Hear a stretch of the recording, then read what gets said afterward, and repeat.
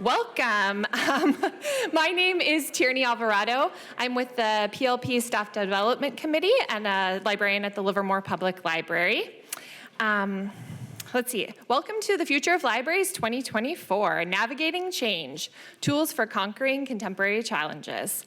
I'm excited to hear what today's speakers have to say about issues that affect our daily lives, from censorship to sustainability. At this time, I would like to take the opportunity to thank the San Francisco Public Library for hosting this event, my fellow members of the PLP Staff Development Committee, and the PLP executive leaders who have provided support and guidance throughout the planning process. I'll turn things over to Dolly Goyle, Chief of Public Services at the San Francisco Library, for a land acknowledgement and welcome.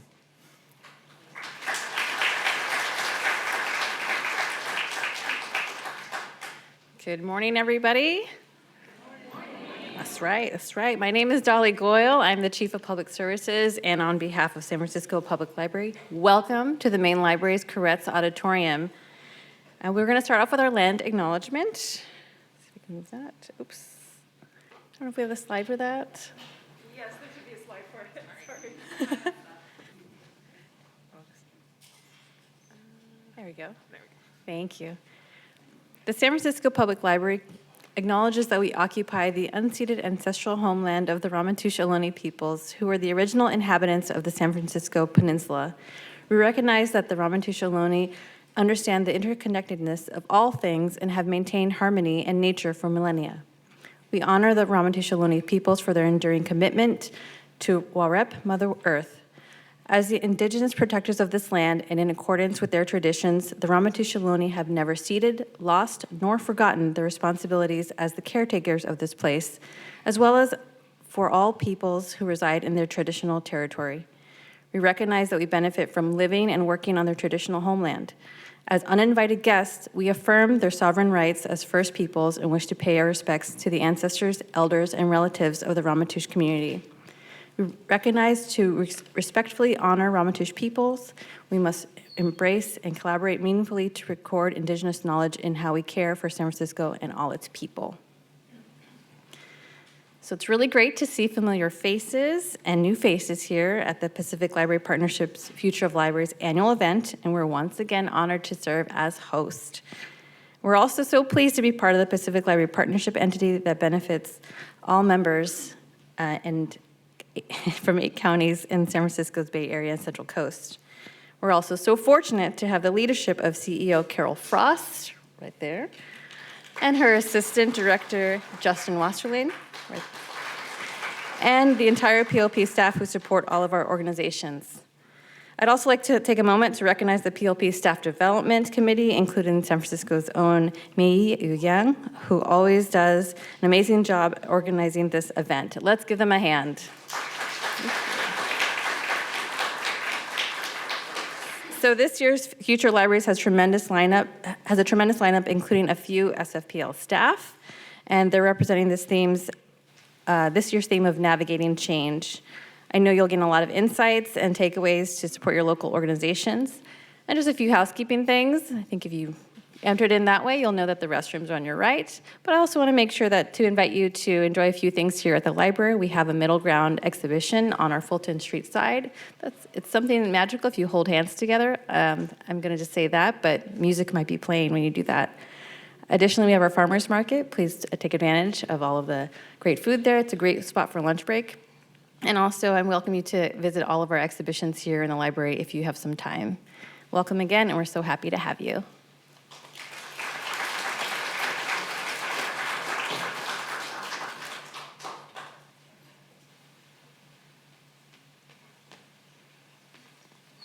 All right, next up, we have Carol Frost, the CEO of the Pacific Library Partnership, to say a few words.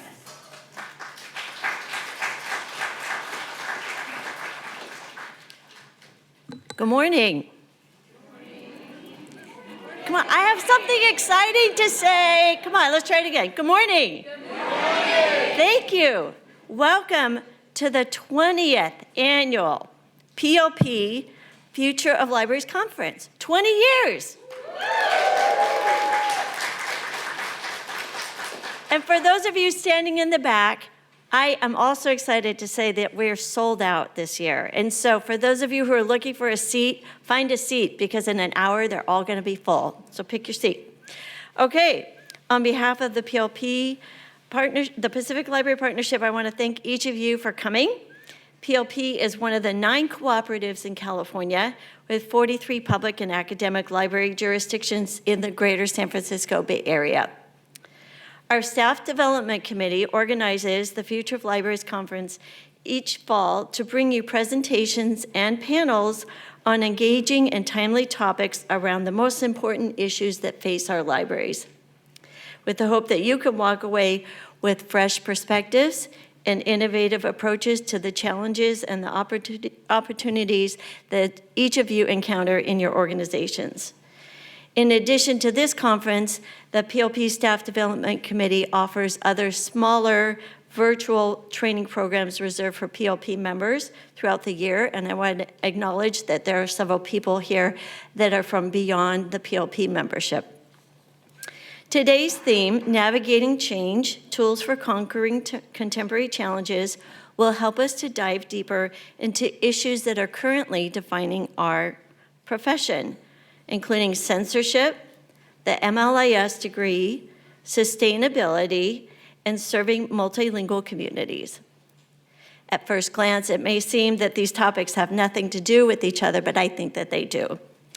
Over the last few years, I've been in discussions with directors who are discussing the critical need to ensure that their staff reflect the communities they serve. For some library directors, they've made a decision to remove that MLIS requirement for librarian ones, and they see that as a way to achieve this. I've been to a CLA conference recently where at least one of the panelists today presented a program on the pros and cons of having an MLIS degree. And with Dr. Chow on the panel, we will hear how the iSchool ensures that students are ready to meet the needs of our profession. This feeds into the panel about serving a multilingual community.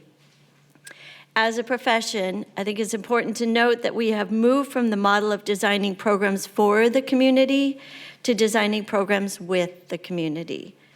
And as our communities become ever more diverse, it's our responsibility to find meaningful ways to overcome potential barriers to ensure we are able to serve everyone in our neighborhoods.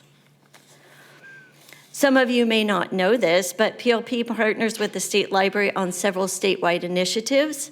Last year, we worked collaboratively on a sustainability guide. And a panel today is going to talk about sustainability programming projects. Through their examples and experiences, hopefully you will be inspired to think about how we can communicate our commitment to sustainability and how we can create programs to encourage others to incorporate sustainability into their lives. Finally, censorship. I know you think like censorship is the first thing, but I thought I would save it for last because to me, it's really important. I sit on the California Library Association Legislative and Advocacy Committee.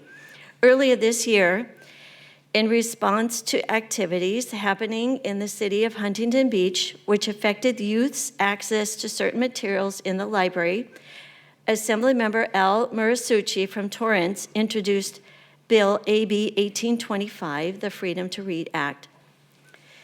This bill will require all public libraries to develop and adopt a collection development policy which ensures that material from protected classes, such as race and gender, are not removed from a collection based on these characteristics. A subgroup of the Legislative Committee, which I was honored to be part of, worked with the Assembly member to make sure that the bill reflected the true needs of libraries. Okay, can I have a drum roll? Can somebody give me a drum roll? Thank you.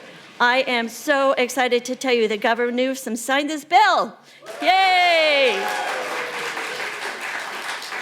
Okay, but our work is not over because some cities have already said that they're going to fight this. Thank you.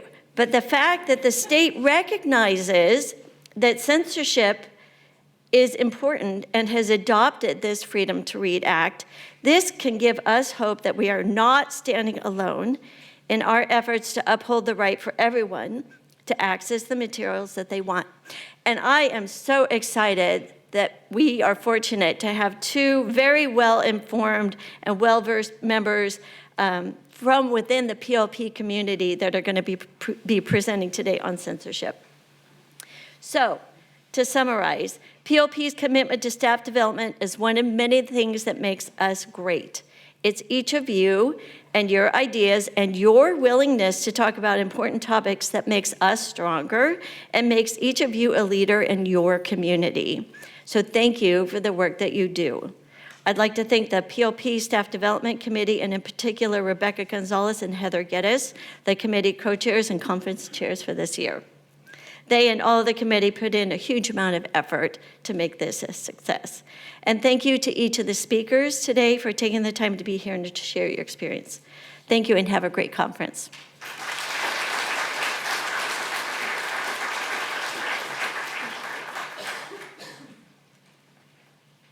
Okay, just a few housekeeping things. A reminder, there's no food or drink allowed in the auditorium, only water. Restrooms are out the doors and to the right. We'll have a couple breaks built in, a 15-minute break in the morning, an hour and 15 minutes for lunch, and a 15-minute break in the afternoon. Our keynote speakers today are Erin Berman and Justin Wasterlain. Erin is the Division Director of Equitable Libraries with the Alameda County Library. Erin is a fierce privacy advocate, formerly leading the American Library Association's Privacy Subcommittee. As Innovations Manager for San Jose Public Library, she published the book, Your Technology Outreach Adventure, Tools for Human-Centered Problem Solving. Currently, she works as the Equitable Libraries Division Director for Alameda County Library and is the co-editor of ALA's next edition of the Intellectual Freedom Manual. We also have Justin Wasterlain, Assistant Director of the Pacific Library Partnership, a trainer for the ALA Office of Intellectual Freedom's Law for Librarians program, and a member of CLA's Intellectual Freedom Committee. At age 26, his interest in privacy and First Amendment issues led him to drop out of mortuary science program and obtain an MLIS. Occasionally, he second guesses that decision, but overall, it seems to have worked out pretty well. For those of you who are interested, brief bios of our speakers are included on the back of today's print agenda. I'll turn it over to them. Right. Good morning, everyone. Thank you all for joining us today. So, under normal circumstances, if your library ended up in the newspapers or the local media or the local blog, it was generally because you did some sort of novel program or you started a news service or something like that. Or, endless iterations of libraries, it's just books, because journalists seem to think that that's endlessly inventive. God bless them. But, it was normally not something that happened all the time, but when it did, it was good publicity. You maybe got some new patrons out of it. It was a good ego boost for whoever was written up, something to put in their resume. All in all, it was, a net positive for the library. However, today, if you end up in the papers, there's a very different tone that's happening. And so all these headlines are from just about the last 2 months. It took all of a minute to find them, and we are spoiled for choice for this sort of content these days. This sort of story is happening a lot right now. And so, as you can see, there's a changing discourse around librarianship and just libraries in general. Suddenly, I'm never good with mics, sorry. Suddenly, we all find ourselves in what seems to be a controversial and polarizing profession, which didn't really seem to be the case. I don't think I joined up for that reason, but here we are. We have people banning books en masse. We have laws that are going into place that will try to criminalize librarianship. And we have bills that are being written across the country that are trying to both attack and defend libraries. So at this point, we are in a very different environment than we were a number of years ago. Much of this is political theater. This isn't really about the books or the libraries or the children or the safety of said imaginary children. This is something that is trying to attack something more. But whatever the motive, the ultimate underlying fact is that this has negative consequences to both libraries, library staff, and the communities that we try to serve. And so I think at this point, we do have to recognize, or I should acknowledge, that we are meeting today in San Francisco, which is a very blue dot in a very blue Bay Area in a very democratic voting California. And that's voting. I know that the populace is much more diverse than that. But it can be easy sometimes to think that maybe this is an other place problem. These headlines are all from other places, not California. Or maybe it's a school library problem, because these are where a lot of these attacks began. But it's not. This is an everybody, all hands on deck, this is not a test sort of problem. Because if we do not take very seriously and work in that sort of mentality, then this will become an everyone's problem if it hasn't already. So my name's Justin Wasterlain. I am the Assistant Director of Pacific Library Partnership. As mentioned, I'm also, and more relevant to today's topic, I'm a member of the CLA's Intellectual Freedom Committee, and also a Law for Librarians trainer for ALA's Office of Intellectual Freedom. I should say I will be talking about some legal things. Nothing really resolves or is legal advice, but I should point out, this is boilerplate I have to say, I am not a lawyer. So anything I say is not legal advice. You have been warned. I will now hand it over to Erin Berman, who's presenting with me this morning. Sorry, I knocked that off. There you go. Justin's going to come right back up. I'm just going to say hi. I'm Erin. It's nice to see you all here today. As mentioned, I'm one of the co-editors for the 11th edition of the Intellectual Freedom Manual. We're planning to publish next year, so that's well underway. And looking forward to talking to you all today about censorship. Thanks. Okay, so we'll run through just a couple topics. First off, starting with intellectual freedom. We'll talk a bit about censorship, the various environment that we find ourselves in now with censorship.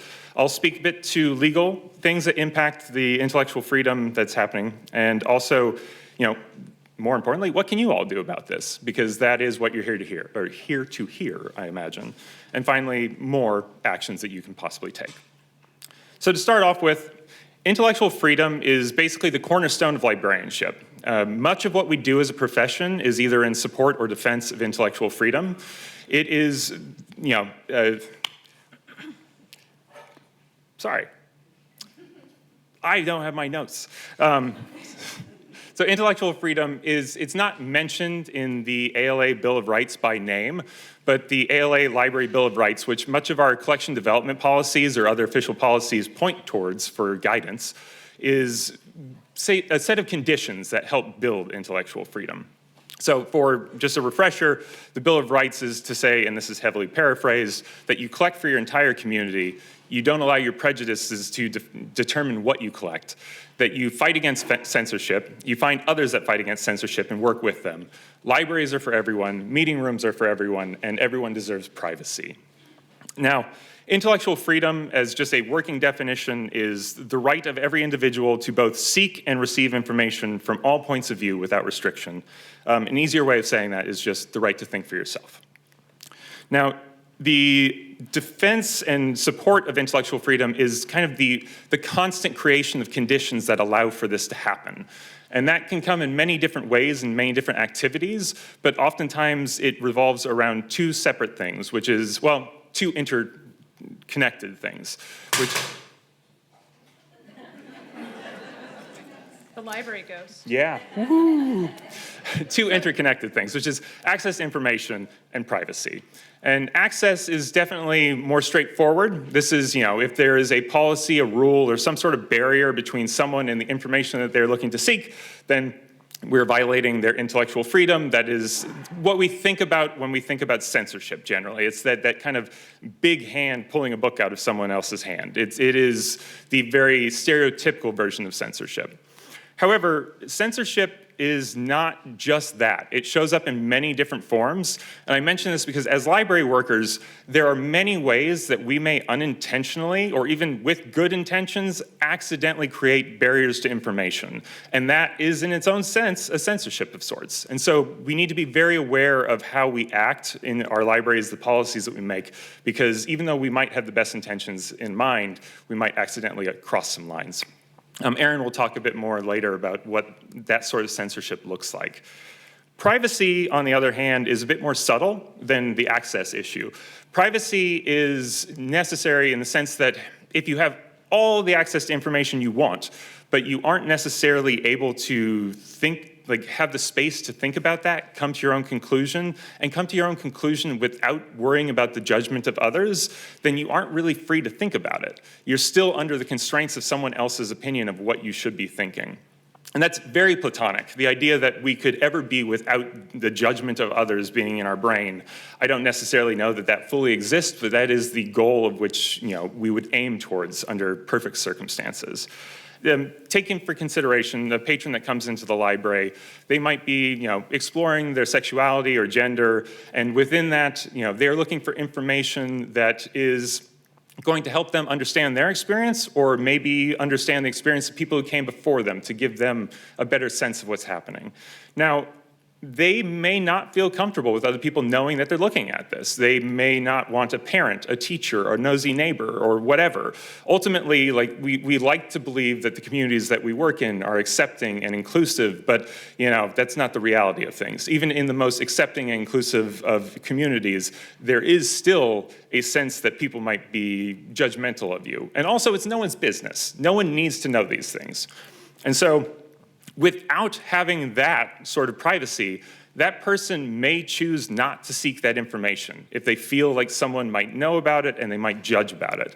And that intellectual freedom, by the word of intellectual, makes it feel like it's very academic. It's something that's all in the mind, but it affects people's lives, because this person, by not seeking this information, may end up not living a full life in which they would want to live. And so there are very real consequences as far as the lack of privacy. So both are bad, both are harmful. Neither one nor other is more important than the other. Moving on. That slide's supposed to be deleted. Moving on. Intellectual freedom is uncomfortable. Defending the intellectual freedom is not just being able to defend the things that you think are right. It is also having to defend ideas that you think are wrong, but that need to have access to those ideas. And that creates a cognitive dissonance of sorts. And I'm not a psychologist, that is probably not the right term, but I'll use that. It's holding two ideas in your mind at the same time that are conflicting. And how do you square that? I will say that it's not easy. I personally struggle with it, still struggle with it. I think that a lot of you might struggle with it, and that's okay. That is human. I think it's disingenuous for people to say that you can come up here and say, if you don't believe that Nazis have a right to say whatever they want and spout out hate speech, then you are not up for a good library worker, or that you don't care about intellectual freedom. I think that there are a lot of conflictions in things, and it's not always an easy judgment to make. Ultimately, you get to that point, but it's not something that just initially feels right. And so, I would say that an easy way of saying it is that it is the defense. You're not defending a specific idea. You are defending all ideas from the threat of censorship. It is much more macro in that when you are looking at these sort of issues on a one-by-one basis. You do it for everything.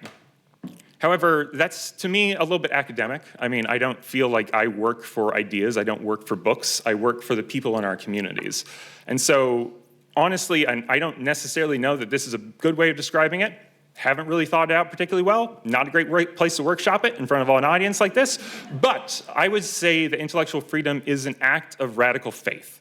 It is a very optimistic belief that you feel that people, given all the information they need and all the space they need to decide for themselves what they think about something, will generally choose for the good. They will choose to work for their communities and for other people. Is that true? God, no. Have you seen history? It's an absolute horror show.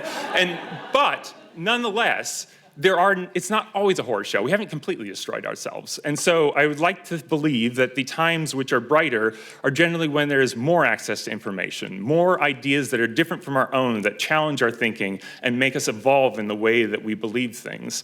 And so while ideas might be dangerous, the concept that you could stop people from having ideas is considerably more dangerous than that. And so now I will hand it over to Erin to follow up on this.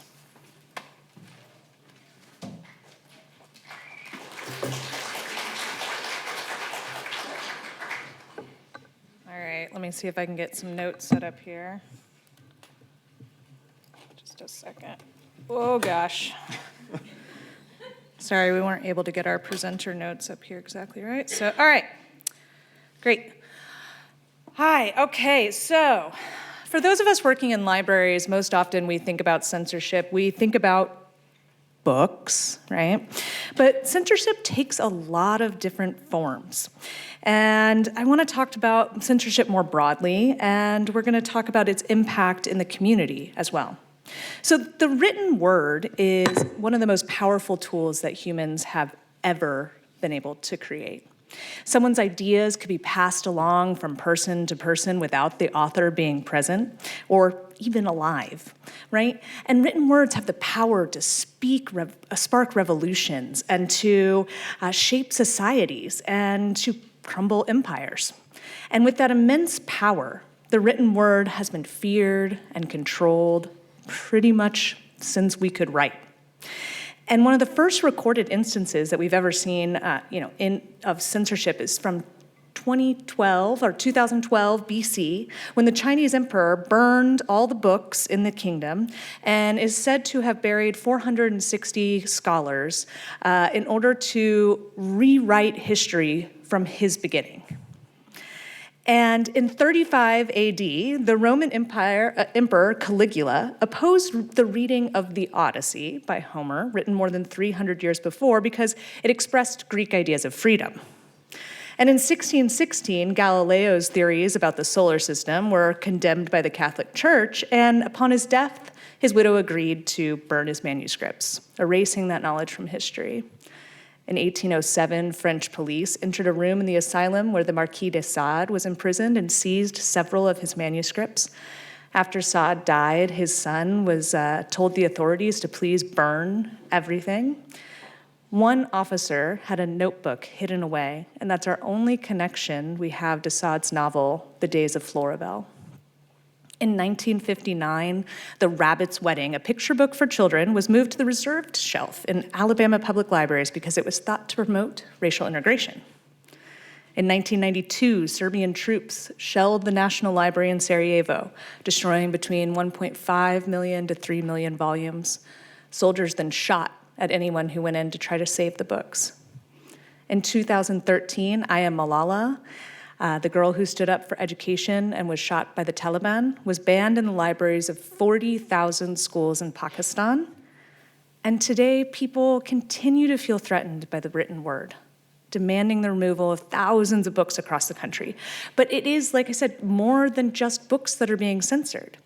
If a library needs to receive funding from the government to pay for its internet service, they're required to filter access.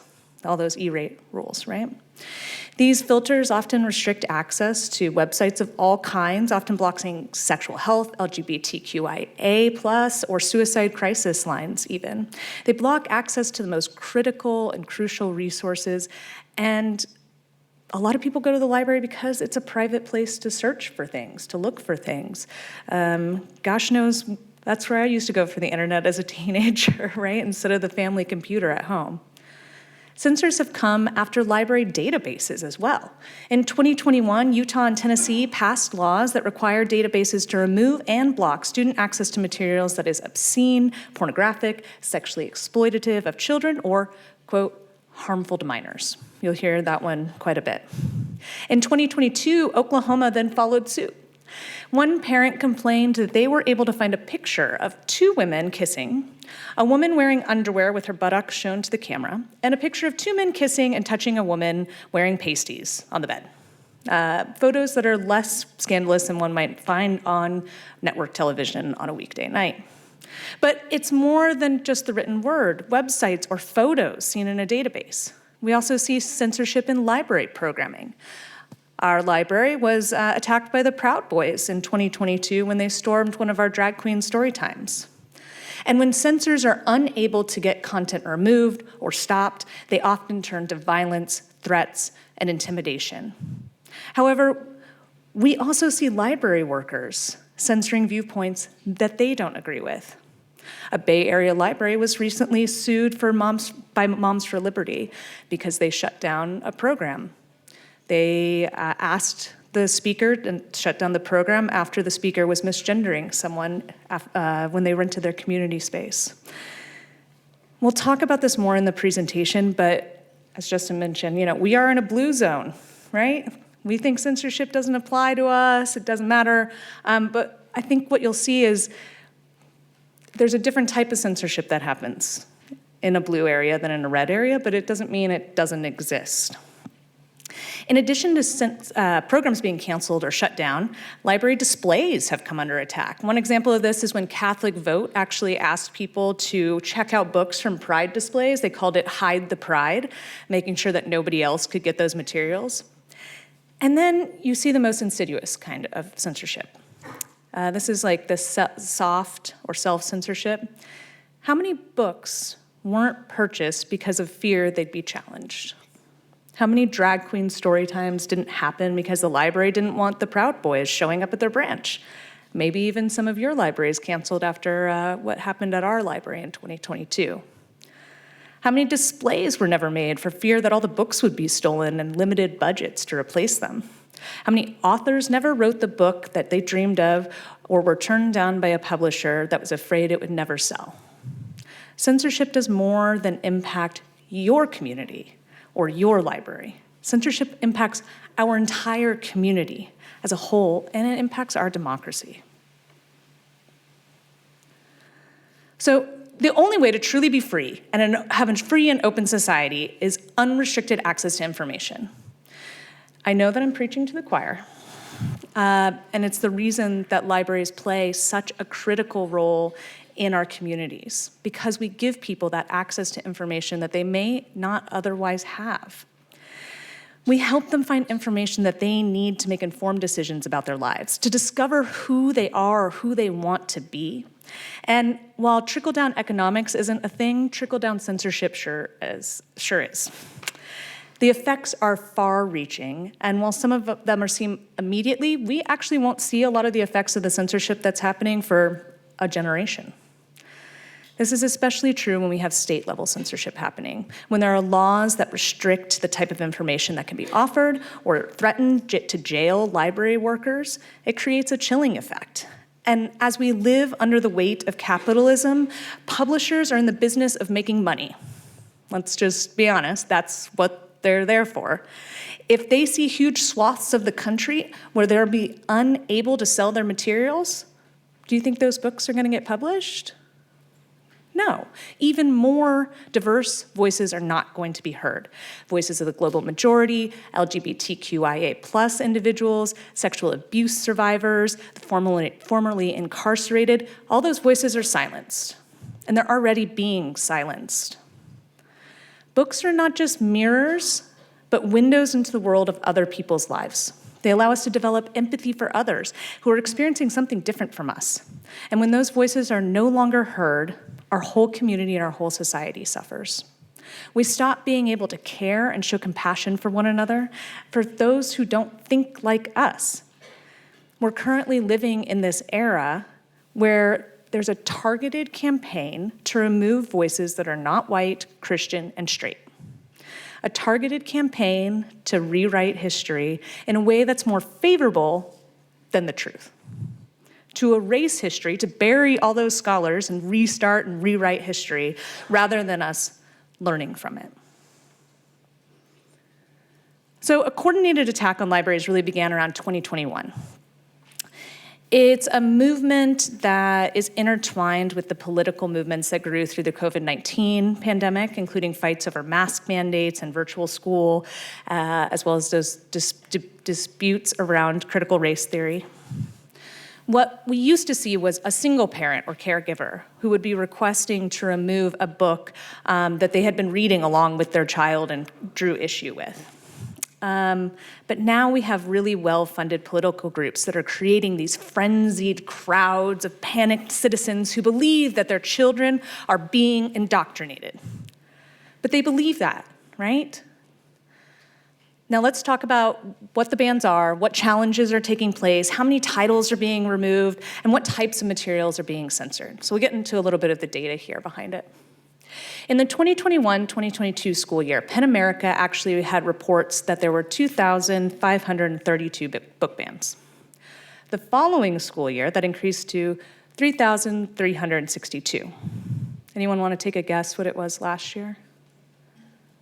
Call it a number. Yeah, 10,000. And mostly coming from Florida and Iowa because they have state-level censorship bans. And as you can see here, in 2023, ALA recorded 938 attempts to censor books with over 4,000 unique titles. And while school libraries were the initial primary targets of these censorship efforts, it quickly turned to public libraries. And now for those of us in public libraries, have become the favorite target, with 54% of bans in public, 39% in school libraries, 5% in schools, and 2% in higher education. So the materials that you most often see banned or challenged is romance, women's sexual experiences, rape, sexual abuse, sexual health and puberty, LGBTQIA plus stories, and there's really this targeted effort to try to go to this long-standing stereotype that literally anything that has to do with an LGBTQIA person is therefore inherently sexual or pornographic. Race, racism, and the lived experiences of the global majority. Now, none of this includes the soft censorship that's already taking place and flying under the radar of any of these reports. You know, there are restrictions on book purchases, removal of classroom collections, a hesitancy to even purchase certain materials. There's author visits that have been canceled and discontinuing of book fairs. You know, library workers may also start labeling books or start putting them in sections where people have to ask permission to ask them. Even labels that you may think are helpful to the community can actually do a lot of harm. One example of this is putting a pride flag on LGBTQIA materials. You may think, oh, this is really great, it really helps people find the books that matter to them, and that kid who has conservative parents is not going to take that book home anymore. It others people. So here in the Bay Area, how many of you have had materials challenged at your locations? Okay, some, not too many. You know, rather than getting phone calls about books or materials that portray LGBTQIA lives and lived experiences, what I've been seeing is calls to remove books because they're too racist. They're misogynistic. They're culturally insensitive. They're too religious. We see the flip side of that, right? I want this book removed because it speaks ill of trans people. That's still censorship. It doesn't mean, you know, it's important as a library, we have a wide range of books on a wide range of ideas, and it doesn't mean those books have to be put on your displays. It doesn't mean you have to widely promote them as, you know, the library is approving of this material. But you don't know why somebody's coming to your library to check out something. You don't know if they're looking to see what that viewpoint is of this other person, especially if a book's really popular in the widespread community or being culturally talked about. No, it might not be accurate. It might not be, you know, scientifically accurate to that point. However, somebody is able to understand what people are thinking. And when we lose that window into other people's lives, and we lose the ability to have empathy and understanding for people who think differently than us, and it just creates further and further division in our communities. Now, sometimes library workers have also found themselves doing preemptive bans. In Collierville, Tennessee, a school district removed 327 books because they were waiting and they thought a bill was going to pass, and then it didn't pass. But those books didn't go back on the shelves. And as I mentioned earlier, it goes beyond books.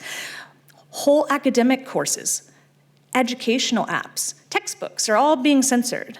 And there have been really successful efforts to remove all LGBTQIA plus materials from libraries and curricula in Oklahoma, to ban all sex education to minors in public schools in South Carolina, to install cameras in classrooms or live stream class discussions in Florida, Iowa, and Mississippi, to invite a taxpayer to come in and sit in any classroom at any time in Indiana, to install a new form of teacher surveillance where teachers would be made to account in a public database for every resource, book, textbook, webpage, assignment, poem, song lyric, painting, anything that they distributed in class every single day for the politicians and the public to inspect, track, and monitor. We talked about privacy. That's just out the window, right? And all of these censorship tactics are used to control others under the guise of saving the children. Children have been pawns for censors for hundreds, and I would venture to guess thousands of years. In 1931, Alice in Wonderland was banned in China as the censor feared that the book would teach children to regard humans and animals at the same level, which would be disastrous. Even further back, in 1807, Thomas Boulder published a family-friendly version of the works of Shakespeare that eliminated words which, he said, cannot with propriety be allowed in a family. It's human instinct to protect our young, and that emotional connection is used as a tool to manipulate and gain power. In an age where information can be spread to millions instantly, we see these coordinated attacks happening unlike any other time in history. So let's talk about what's going on right now. Oh, I guess I missed, that was the last slide for the, there you go. That was the slide that I meant to have for this one. Sorry about that. So I know some of you might be startled to see a Hitler quote up there on a slide, so let me give you some context around it. In June 2023, an Indiana chapter of the Moms for Liberty used that quote in their inaugural newsletter. The group made some changes after criticism, and they changed the quote, instead putting, "If the government has control over our children today, they control our country's future. We, the people, must be vigilant and protect children from an overreaching government." This, too, obviously got some harsh criticism since it's basically just rewording and making that quote lengthier. The group eventually caved to external pressure and put an apology up instead of either of the quotes. But I think this quote is really important to show for the mindset of these groups. They're outwardly claiming that they're parental rights groups, and that they're trying to prevent the government from pushing agendas onto their children and their families. However, that's exactly what they're trying to do, right? It's projection, right? It's saying, oh, these other people are doing this when really this is what we want to do. And these groups want to be the ones controlling the narrative, and they're the ones pushing for laws to censor and restrict all children from accessing information that they deem unacceptable. Now, the majority of censorship attempts today are products of a well-organized and well-funded conservative political movement, the goals of which are all about removing ideology, right? It's not really about the books. They want to remove books about race, history, gender, identity, sexuality, reproductive health. Even when a single parent requesting that these resources be removed from a school or a library, these groups are often the ones, furnishing the materials. They're giving them messaging templates. And they have really deep ties to political donors and that dark money that's out there. They can rally political support through those fundraising opportunities, and then that enables them to put pressure on the teachers, the administrators, board officials, library workers. They'll show up in mass at board meetings to create an atmosphere of intimidation, often shouting down the opposition. And instead of challenging a single title that a parent reads along with their child in school, people are now challenging whole lists of titles. You can see this is the Moms for Liberty's list of titles up here. And some groups, what they do is they even take those diverse book lists that we all love to see, and then use those just as the material to figure out what they want to ban. They use social media, other channels, and distribute these book lists across all of those different media channels in order to utilize these mass challenges, and they just empty whole shelves of libraries. And the hysteria has grown so intense that sometimes the person requesting a challenge isn't even a member of the community.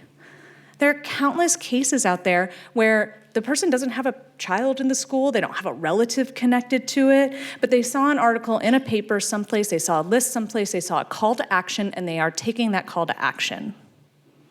As said by PEN America, McCarthyism has been resurrected in a new form. Goodbye Red Scare, hello Ed Scare. And just like during the Red Scare, we are seeing the government step in to create laws, banning materials, and to lock away subversives. It's all of you, all of us, we're all the subversives here, so be proud.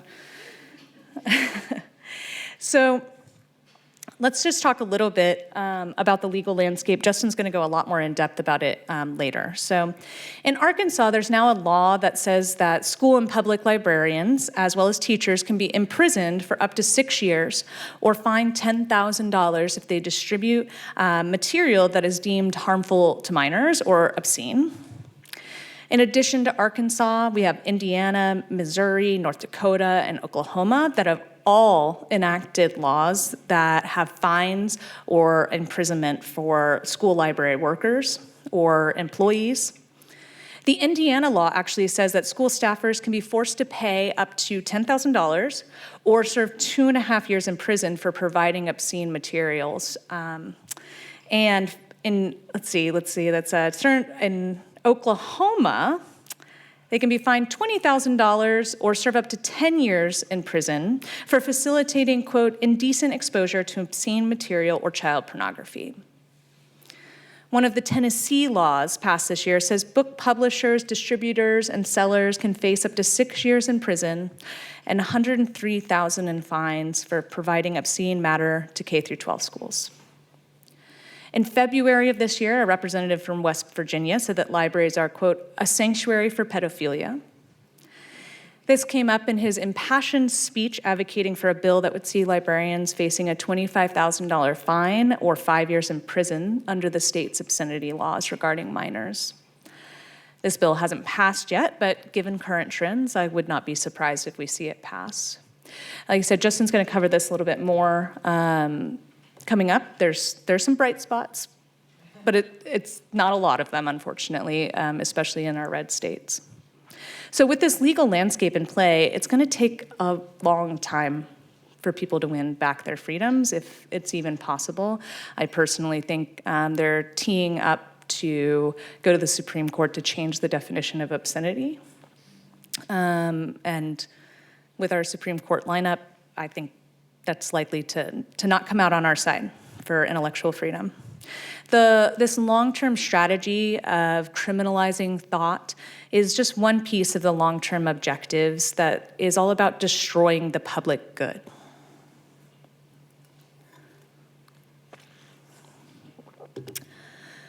So what if I told you, and Justin said it earlier, censorship that we're seeing in libraries, it isn't really about books. It's not really about the content at all. Rather, it's a long-term strategy to destroy the public good.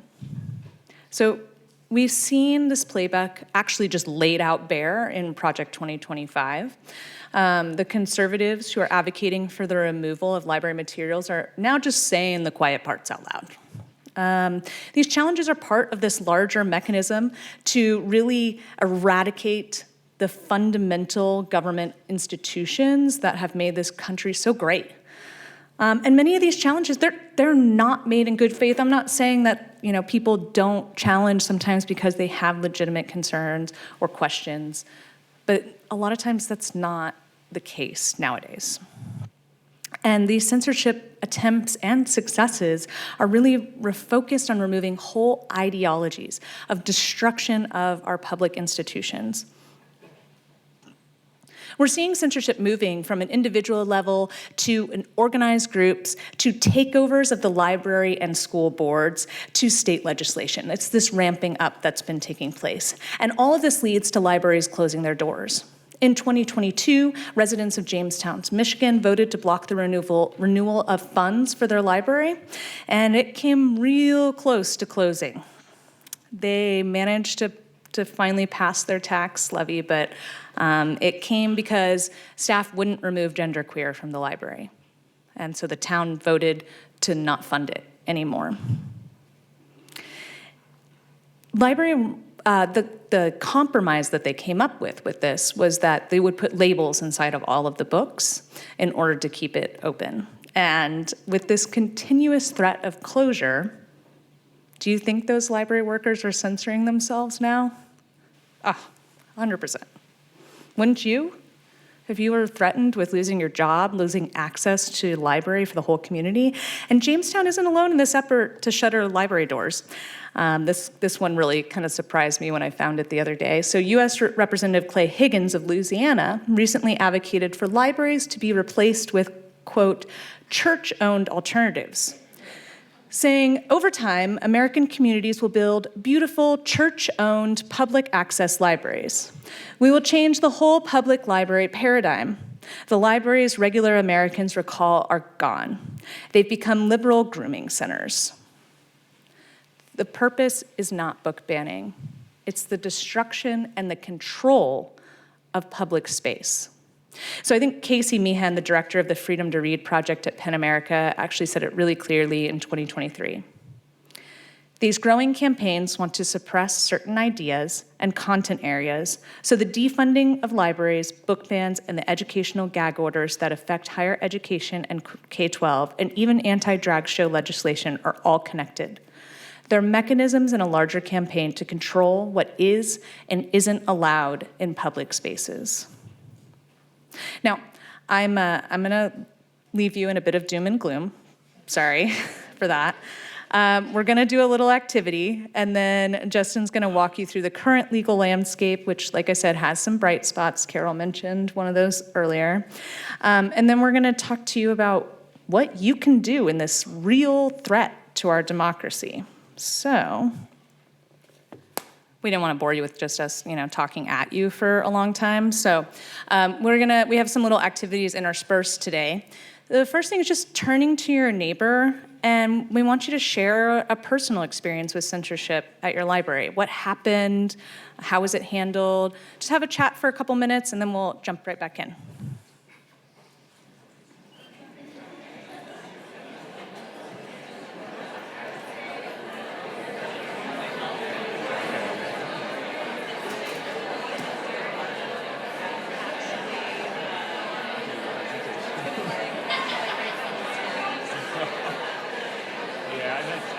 All right, everyone. So we'll get heading on, moving forward. Is this where the children's librarians say, if you can hear me, clap your hands or something like that? Oh, that worked. How about that? All right. All right, thank y'all. So, moving forward, I'm going to talk a little bit about intellectual freedom laws and the foundations beneath them, and also kind of what's happening right now.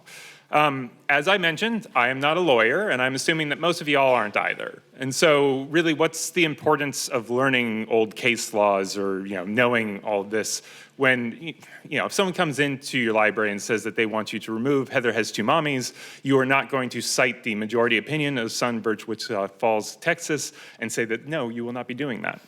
That's not actually the point. It's not about learning how to form a legal defense. It is about knowing that many cases have come before you that have proven time and time again that people have the right to read. They have the right to receive this information. It's affirming and kind of grounding under stressful circumstances, because when someone, whether it's in good faith or bad faith, wants to challenge a book, gets you a little bit going. So, it's also important to know the foundational aspects of things, because right now, these are the things that are trying to be undermined. These long-standing rules that we have, they're trying to tweak how they work, and so that way it opens up more ability to limit people's intellectual freedom. I should also note that recently, as Erin was pointing out, this has changed. It's not just parents coming in saying that they disapprove of a book. It is a much larger, organized sort of situation. ALA put out a post recently saying that many states have passed potentially unconstitutional laws, and I would hazard that many of these laws are being written knowing that they're unconstitutional, because this isn't really about that law working. It's about beating people down and wearing them out and making them fight for the rights again and again and again until they're exhausted. And so at some point the law will stick because maybe people give up. It is. These laws will be on the books. They may be challenged in courts. Likely there will be a ton of time and money wasted, and they might be overturned. Again, as Erin pointed out, the Supreme Court's a wild card these days, so they have been good with First Amendment cases in the past. We'll see what happens in the future, because I do believe that a lot of these various legislations that are happening now will find their way into court in time. Oops, sorry, I already switched that slide. Intellectual freedom, the foundation of is the First Amendment. And within this, it's a short statement, but it packs a lot of things into it. For us, we're really looking at the freedom of speech portion of it. The First Amendment is not a detailed guidebook on how to build a democracy. It is really more punchy statements that can be interpreted broadly. Ultimately, what you need is the case law over the years to form that into a shape that makes more sense, that actually shows you what this means. And so a lot of these foundational cases are the stepping stones for where we're at now. Moving forward, let's see.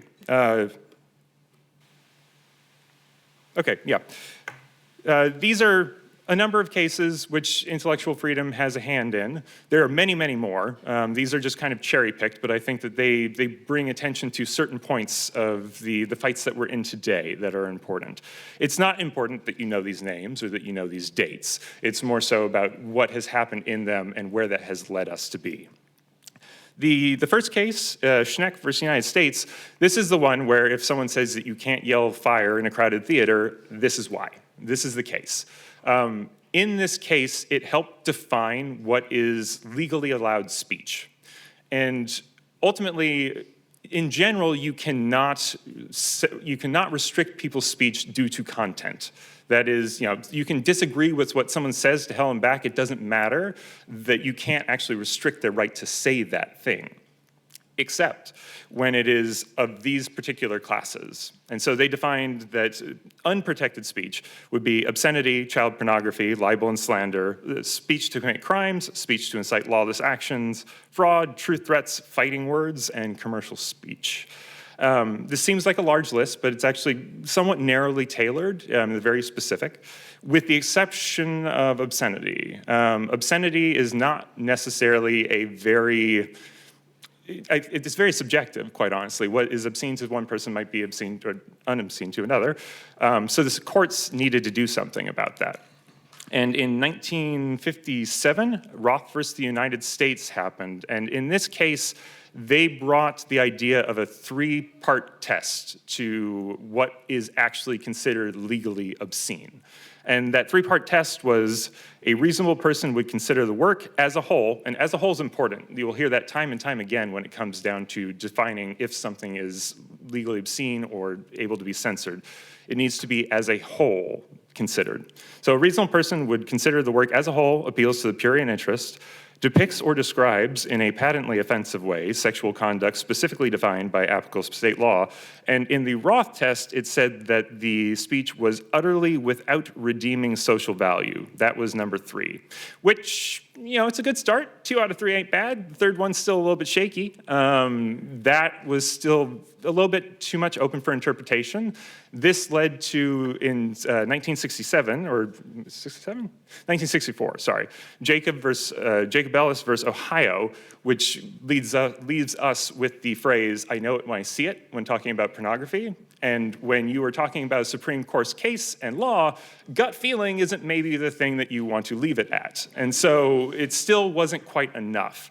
And so in 1972, the Miller versus California case tweaked this and switched the third part to say the work taken as a whole lacks serious literary, artistic, political, or scientific value. And this is the test that still stands to today. So since '72, this is what is used when you are trying to legally define something as obscene. Why is this important?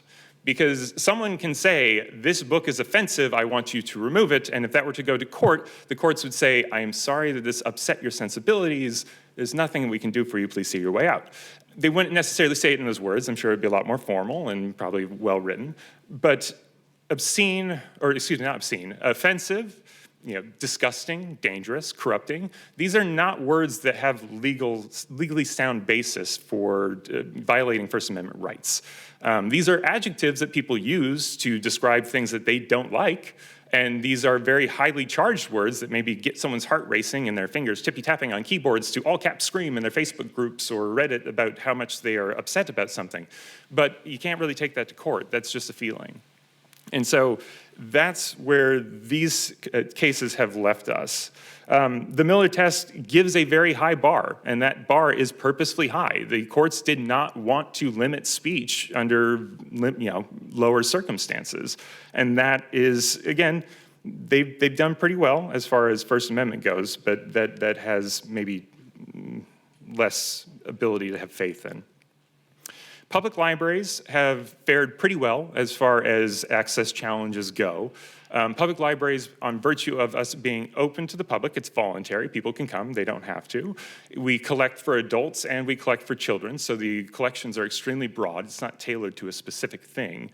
So within that, like school libraries have a bit of a harder time with censorship because they have a very defined population and they are collecting for a specific group and there's a kind of compulsory aspect to it. And so those cases generally get more traction because it's easier to make a case about something being harmful to minors in those cases or obscene. And in a public library, you can still get into censorship and challenge access if something is obscene, if something is child pornography, or as Erin mentioned earlier, something is harmful to minors. And harmful to minors is a tricky one because harmful to minors content is sexually explicit content that adults are legally allowed to consume. It is not illegal for them, but it is considered to have a lack of any serious literary, artistic, political, or scientific value to minors. And so that's the harmful to minors part of this. Also is that the states decide what harmful to minors means. So while most of these laws in states are more or less the same, they each get to tweak it if they want. And this will be important in a few minutes. The harmful to minors clauses often have an exemption for libraries. For libraries, it's considered an affirmative defense, which is to say that there's a justifiable reason that we would have these materials in our libraries.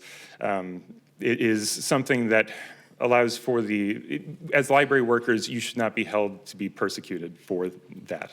I may be explaining that poorly, I apologize. But, so moving on to the next portion here. Yeah, so that is with the what you can say sort of thing. The how you can receive information has come in other cases. The first being 1943 in Martin v. City of Struthers. This is a case where there was a local ordinance which made it illegal for people to hand out religious materials door to door. A Jehovah's Witness felt that violated their First Amendment right. And the courts agreed on that. And so what the courts ended up saying was that it was better that people would receive this information and have the ability to choose to decide whether it was right for them versus having a law where the government says whether or not it is right for them. And so that's a pretty good rebuke of censorship in that regard, which, it's stating that people should have access to information and that they can make their own minds about it. In 1969, there was Tinker v. Des Moines, and this is more of a freedom of expression case, but this is the case where if it was students that got expelled from school because they were wearing armbands that protested the Vietnam War. And this case had established that students still do have First Amendment rights even when they're on school campuses. So it's the statement of like not losing your rights at the schoolhouse gates sort of thing. So this allows for First Amendment cases to be fought in schools a little bit more. And then finally, in 1982, the Board of Education versus PICO case. a school board removed books or moved them to different locations that they felt were anti-American, anti-Christian, anti-Semitic, or just filthy.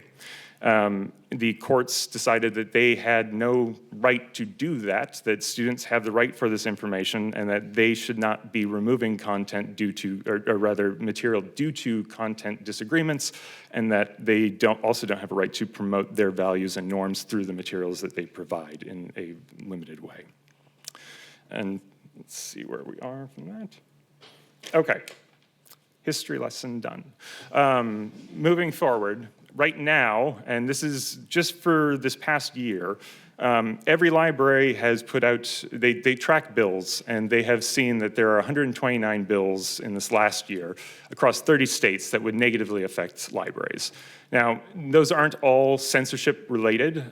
There's many different avenues in which this would happen. But this is quite a lot of cases, or a lot of legislation being proposed, I should say. These would restrict material in some cases. Oftentimes this is related to schools. There are many bills that, as Erin was pointing out, are requiring schools to document what they're purchasing, what they own, and kind of having it open to public view, which to a certain degree, when you're talking about books purchased, like libraries haven't been particularly sneaky. We put things in catalogs. They're oftentimes very public. But for school libraries, even if everything in that library is perfectly acceptable, not only does it put a huge burden of work on the library staff who would have to do so in a way that the law requires, it's also making a chilling effect, of which people may not purchase materials that they think would be even close to controversial because it could have negative effects on their careers, their libraries.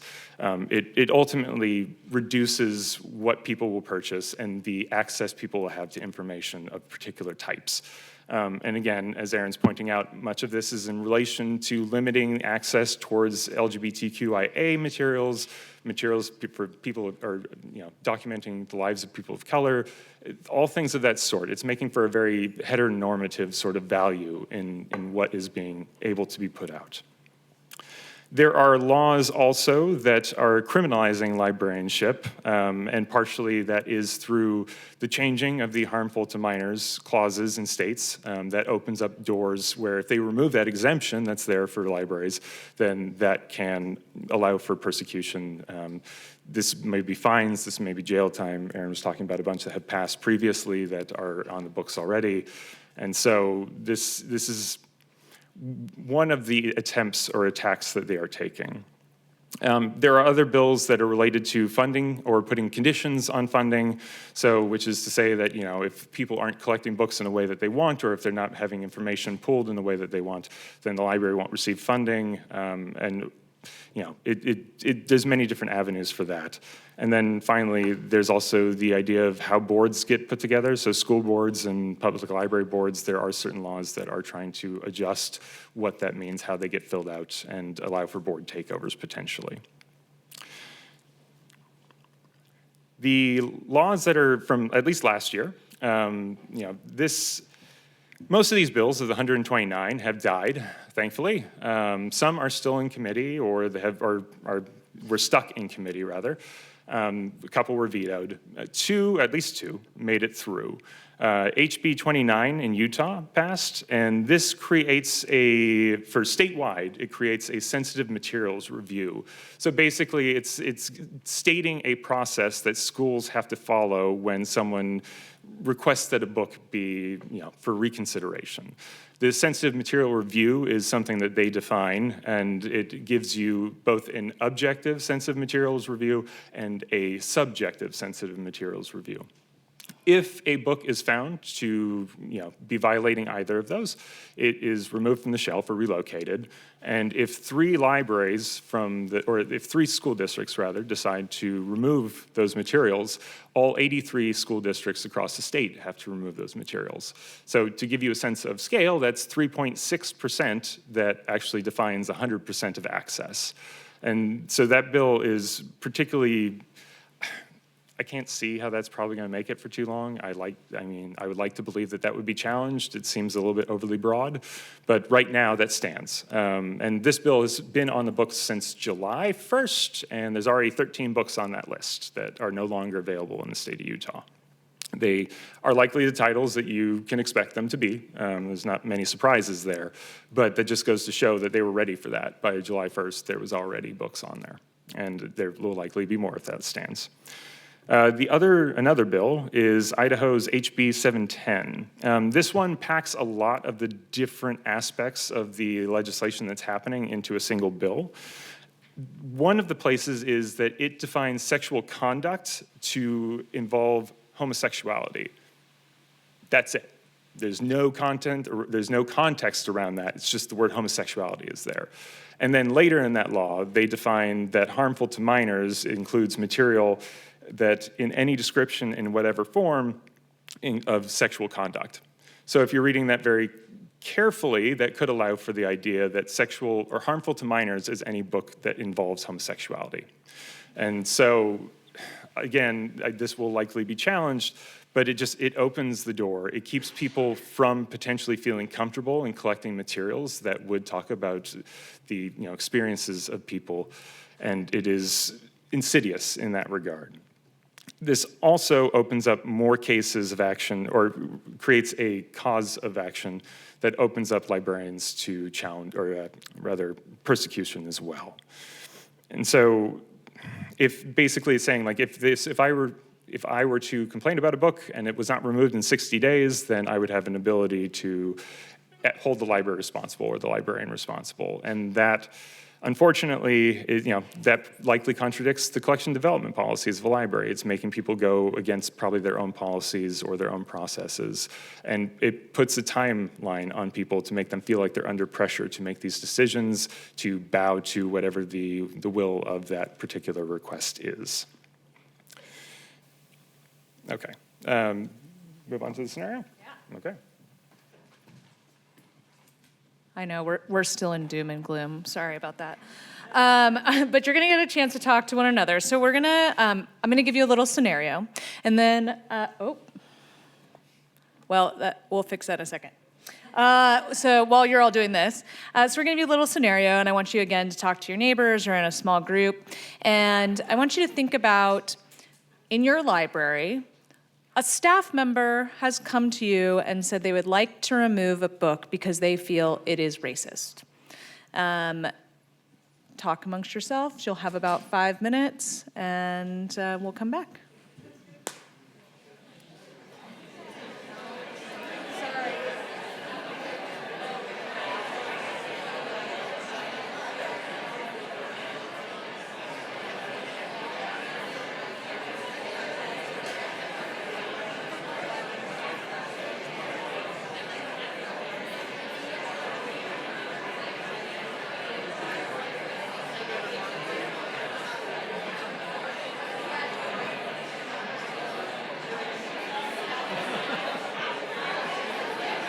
All right, if you can hear me, clap once.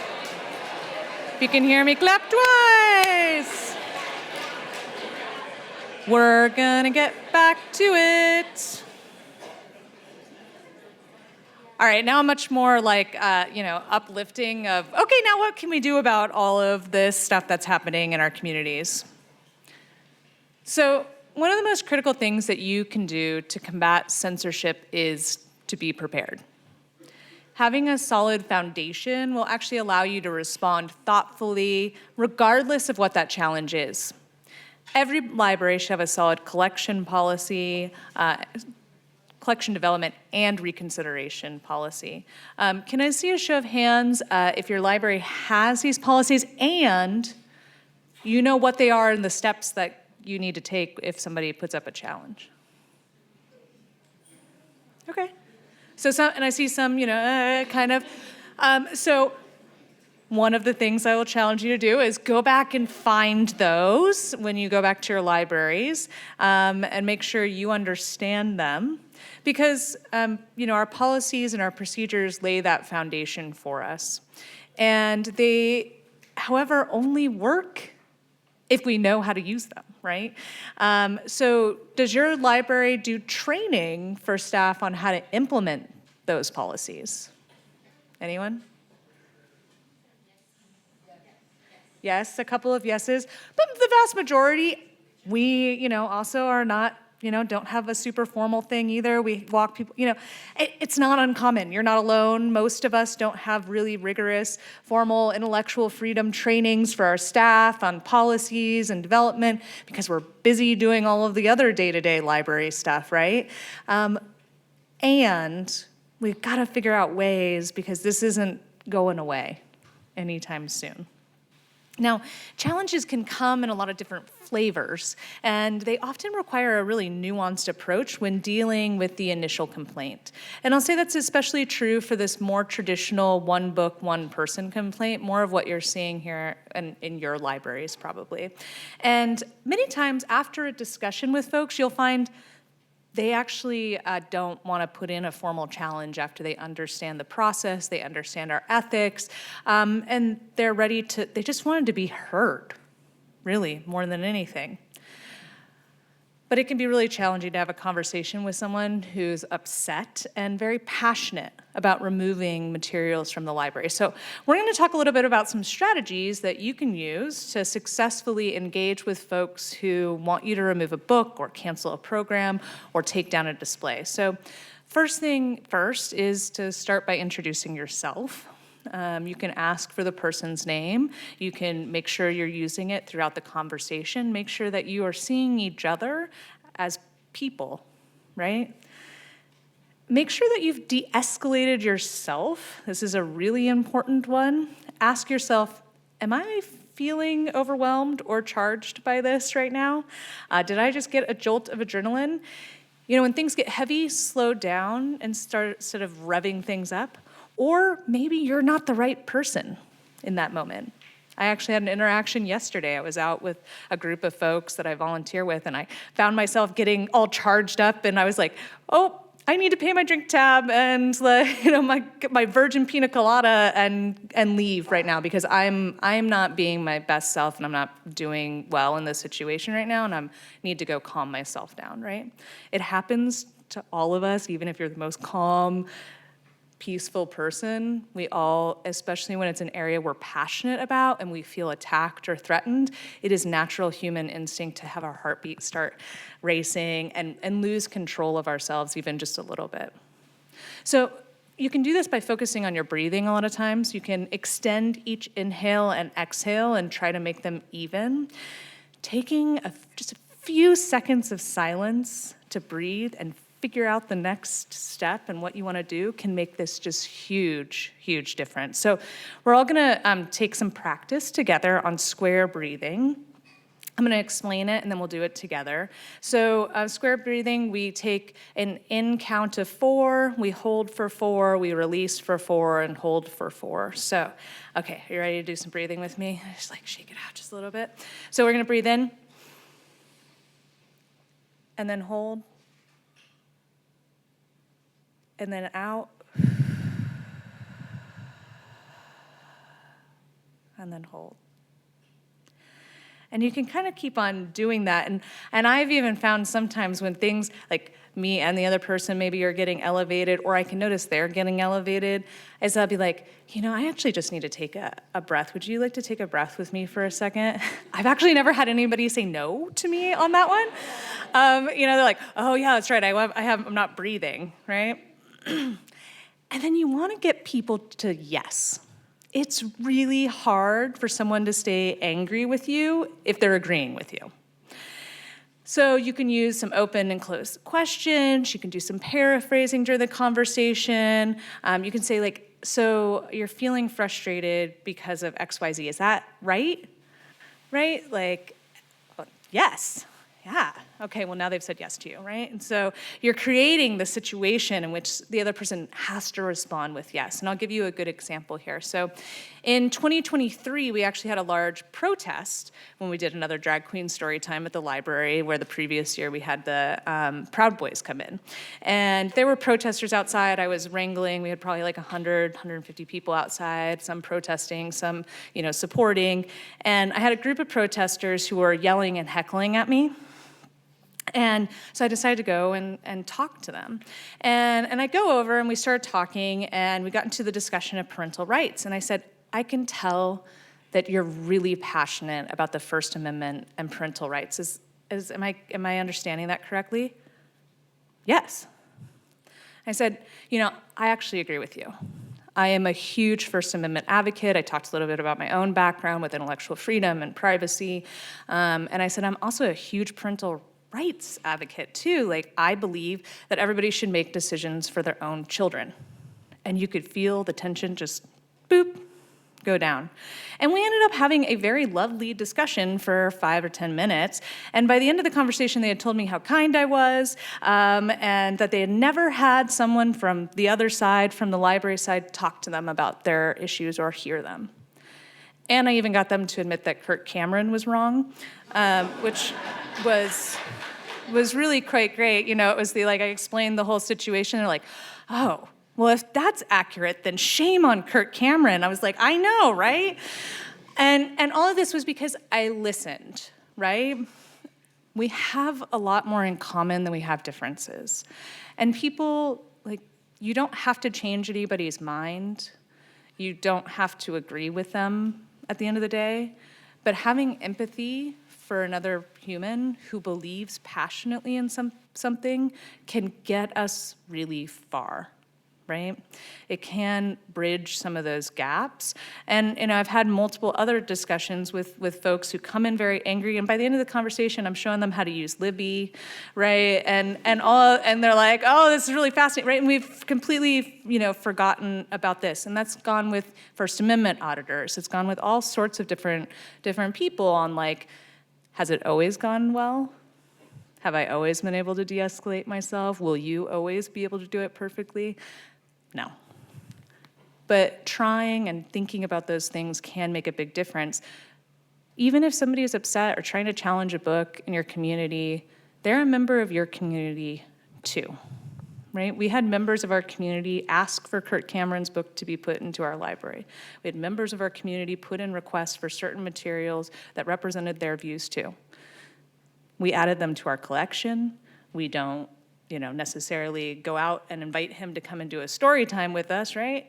But there are things that we can do to respect and show that our library is open for all of our community members. It's not easy by any means. Also, watch out for saying yes, but. I think we've all heard this, right? The second somebody says, but this, you're just like, I don't understand, I've stopped listening to you, I don't really care about you. So use that yes and whenever you can. And then watch out for looping. So if you and the user are talking and you're repeating yourselves and they're repeating themselves, the communication cycle has broken down. The speaker may feel misunderstood, or you may be getting overwhelmed or over-involved. Slow down. That might be the good moment to be like, hey, let's pause for a second. I can see I'm not doing my, put it on you. I think I'm not communicating myself, I'm explaining myself very well. Do you want to take a breath with me for a second? Maybe we can try to get at this again. Or kick it sideways to another staff member. Maybe you're just not the right person today or ever for that particular conversation. Or perhaps you've calmly listened, explained the policy and the procedures. The person is still upset and wants to challenge.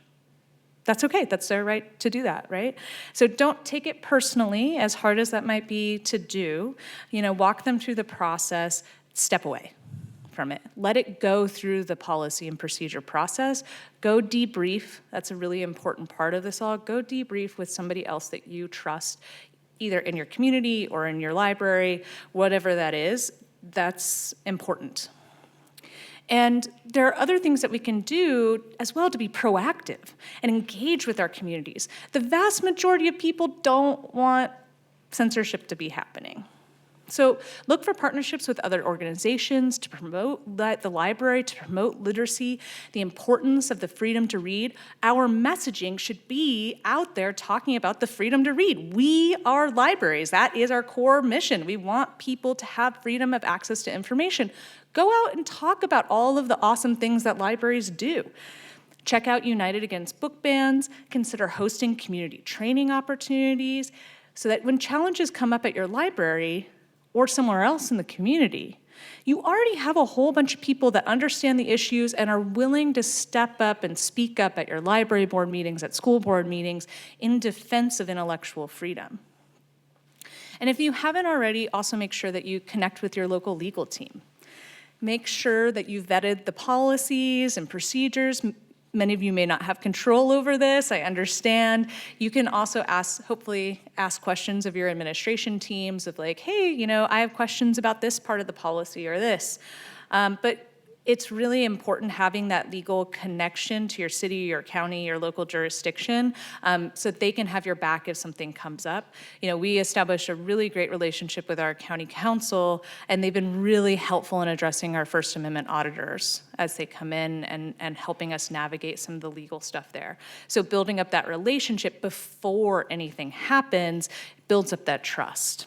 And I'm sure there's a whole lot of other things that you can do. And so this is back on you for a couple of more minutes, and we want you to think about what are other things you can do? What could you do in your community? Where could you go? What training could you have? So, take a few minutes, talk to one another, and then we'll do some Q&A and wrap things up.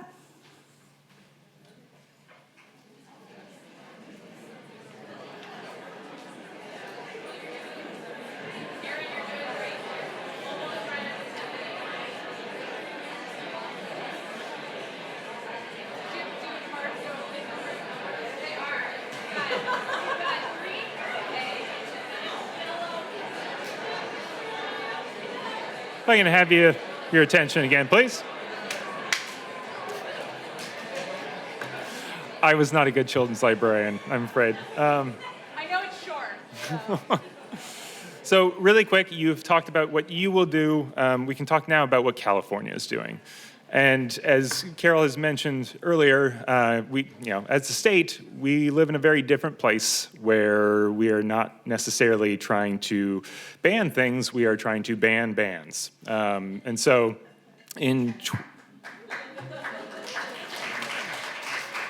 let's start off as a slow clap. It's getting there. The one that's happened last year in 2023 was AB 1078, and this was related to school libraries or public school libraries. And so the state board would develop a policy that would require schools to get state approval before removing instructional materials from the curriculum. And those instructional materials could not be removed for content, doctrinal belief sort of reasons. It also gave an option for the superintendent of public instruction to purchase books for districts that were found to be lacking. So if they chose to go against this rule, even though it was there, then the state could purchase books to make sure that those students were still having access to the materials that they should. And so this has been on the books for about a year now, but as Carol mentioned and stole the thunder from this portion of the thing, AB 1825 just got signed on Sunday, and this is for public libraries. So where our others was for public schools, this is for public libraries.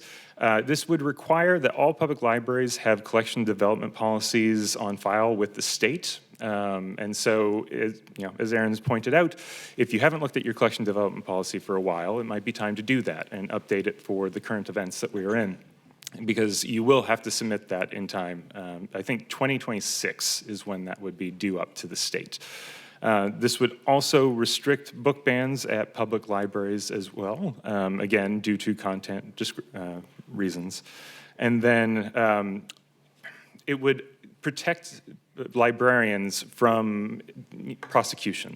So basically, prosecution, retribution, termination, these sort of things, in the sense that if a librarian said that they would not remove a book from the shelves because due process had not happened according to their collection development policy, then they could not be fired for that. And this is part of the reason by having your collection development policy on file with the state, it kind of lends a little bit more weight to that.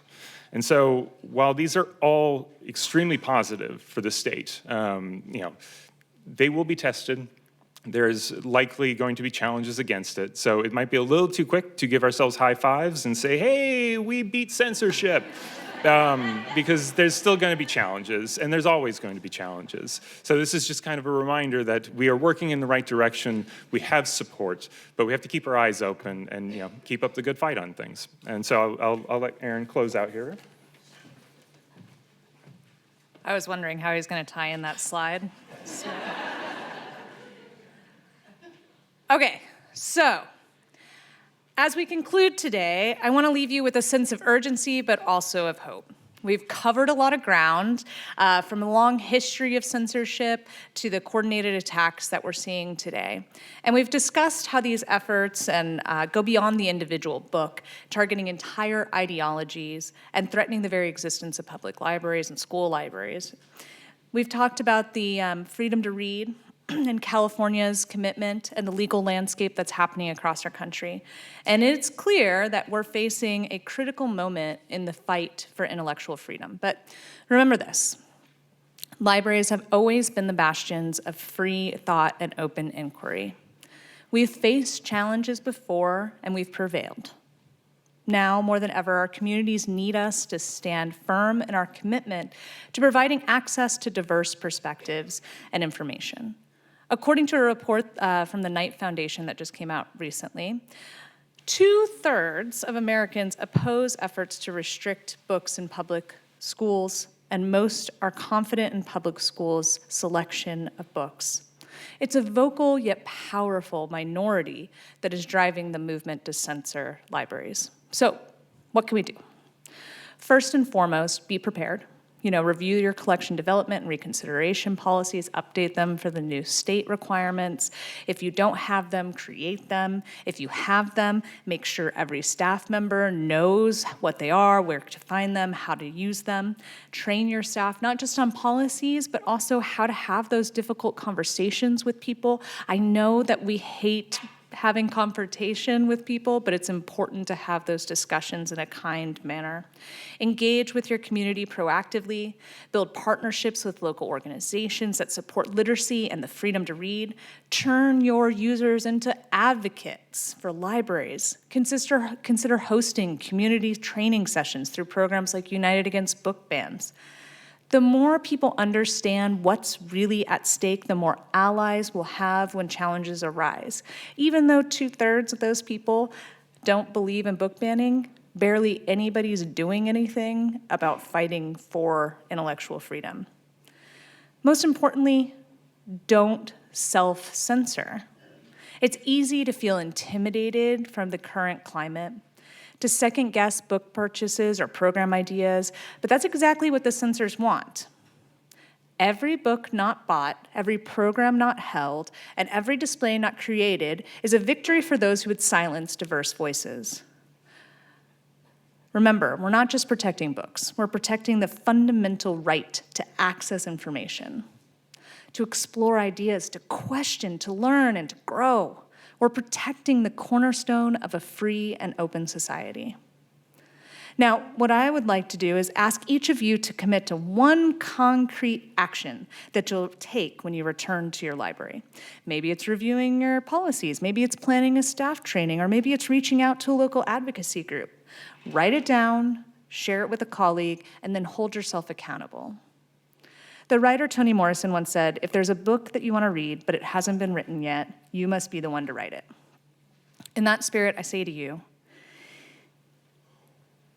if there's a future for libraries that you want to see, one where intellectual freedom thrives, where all voices are heard, where the communities come together to learn and grow, then we must be the ones to create it. We have to be the ones. We got to be the duocracy in doing it. So thank you for your dedication to this crucial work, and together we can ensure that our libraries remain beacons of knowledge, understanding, and freedom for generations to come. And so, yeah, you got to write it down, do the thing. I think we ran out of time for Q&A, but we'll both be around, so you're welcome to grab us and ask us questions as well. So thank you all.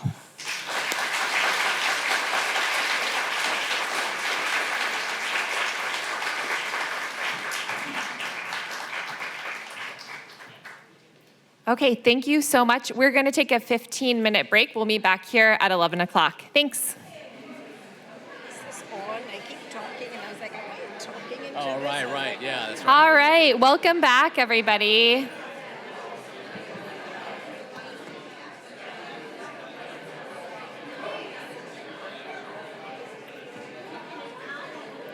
Okay, our next panel, can I have your attention? Good job, I gotta learn the clap. Okay, our next panel is on the future of the MLIS degree. Our moderator is Rebecca Gonzalez, Senior Librarian and Branch Manager at San Jose Public Library.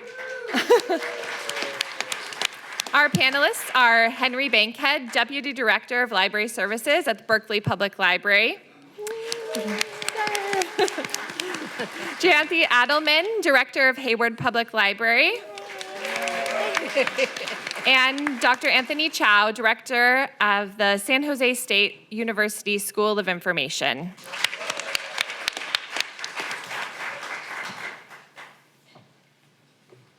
All right, everyone, thank you so much for joining us today. I'm going to stand here just because it's a little easier for me to manipulate the slides.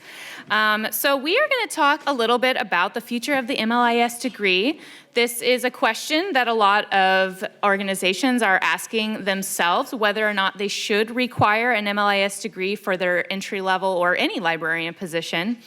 And there are a lot of different ways that organizations are doing this. They may be listing an MLIS as a preferred, quality rather than a required one, or they may be accepting another degree in lieu, or they may be accepting experience. There's a lot of different ways that this can play out. So we have 3 very dynamic individuals today who will be talking about this subject.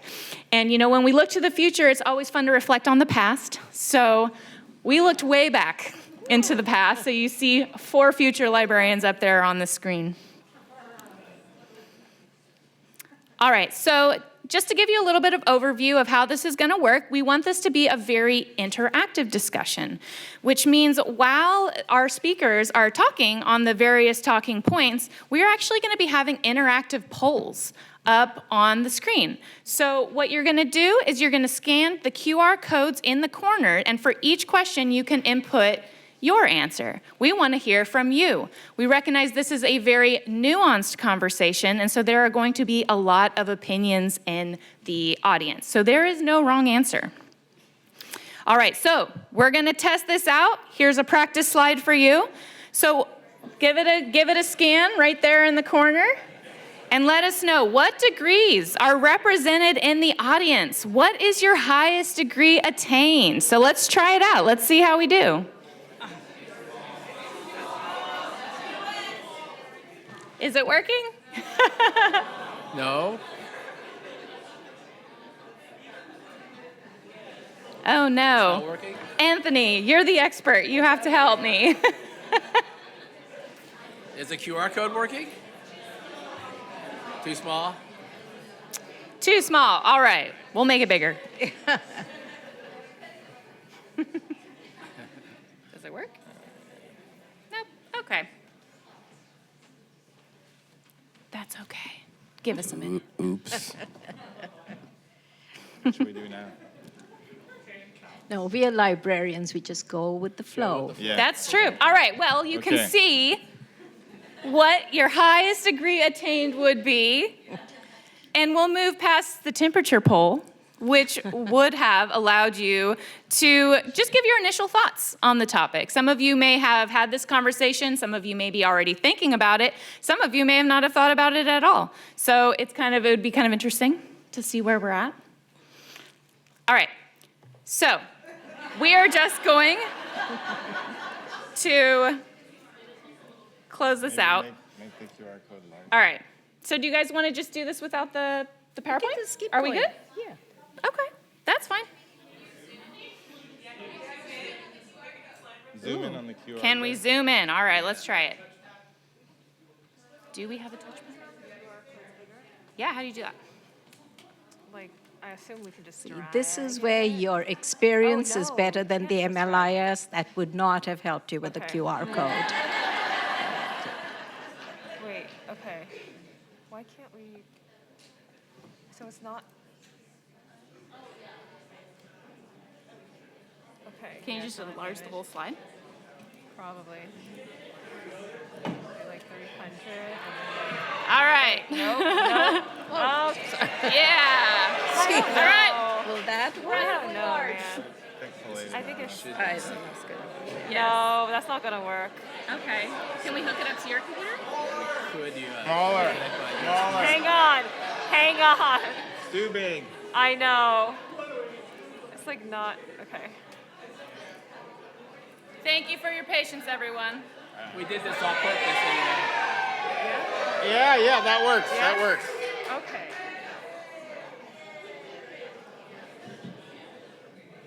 It works. It works, yeah. There we Are go, you going to right? be doing it also as we go along? I don't know. All right. Oh, it's just Does that too work? confusing for Is me. anyone getting results? Oh, there's no signal in here. There's no Wi-Fi. There's no, you have to It's- log on You have the to Wi-Fi. connect to the Wi-Fi. We know you already are. Oh my God.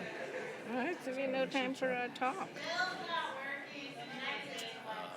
All right. Maybe not a strong enough connection. That's okay. All right. Yeah, well, So under the slideshow, it's not showing me. Oh, that's okay. All right. All right. Well, we're librarians. We adapt to a changing world. You know, our contemporary issues, which include IT problems. it's there too, but if All right. there's too many choices, it's hard. So that's perfectly all right. Okay, so let's start again. Let's start fresh. So this is a big conversation that we're having in library land. And so I'm going to give each of our three presenters just a moment to give our opening remarks before we dive into the meaty questions. All right, let's start with you, Henry. You're right next to me. Thank you, Rebecca. Apologies for the technical difficulties. So yes, I've been a librarian for like 21 years. And I remember back when I was at school at San Jose State University from 2001 to 2003, I was a clerk at the Cupertino Library. And I noticed like many people in library school had already worked in libraries like for years, and they were getting the degree in order to be able to promote. And I myself was very excited to get my degree and went on to work in various library systems. But as I've experienced working in the public library specifically, I've noticed working in libraries that have a hard requirement for the degree to promote to librarian, that a ton of people have the experience to be librarians, but they're prevented from being so, becoming the librarian in the institution and then rising to like supervising librarian because of not having the degree. And so when I was in leadership at the San Rafael Public Library, we got rid of the degree requirement and were able to promote people who had 10, 15, even 20 years of experience who could do the job. And I thought that was a wonderful thing. And I and Jamie Poirier, who's here from Solano, and other staff members presented this at the virtual library, California Library Association conference in 2021. And then we did another presentation in 2022 called Preferred Not Required, Second Time with Feeling, where we focus on the idea of actually enshrining experience in the job qualifications. So we prefer or we recognize the value of the MLIS, but if you have experience, we will also allow you to be considered qualified and become a librarian. And hooray! And oddly enough, at my current institution already has this in the job description. Shout out Berkeley. Yes. And so I'm of the mind that for many reasons, and probably the most relevant one being equity and inclusion and reflecting the community that we serve, that having this requirement isn't just abstract, it's a sort of economic barrier of great kind of prevention of equity and inclusion for people who actually can do the job, not being sort of recognized for that. And so I feel passionately that we should make it at least a parallel pathway to success. And oddly enough, I think that, maybe even considering the frontline staff at many of our branches, not everyone's a librarian, but making it possible for everyone to be a librarian, and that continuous promotion, I think, is where I would like to be putting my energy. Thank you, Henry. So I'm Jayanti Addleman. I'm the library director currently at Hayward Public Library, and I have probably been in this profession longer than at least half of the people in this room. I mean, from before you were born. So I have been around a very long time, and I did get my MLS, and in those days it was the MLS. That's how old I am. I got it almost, well, actually next year will be 40 years ago. So I have been in this profession a very long time.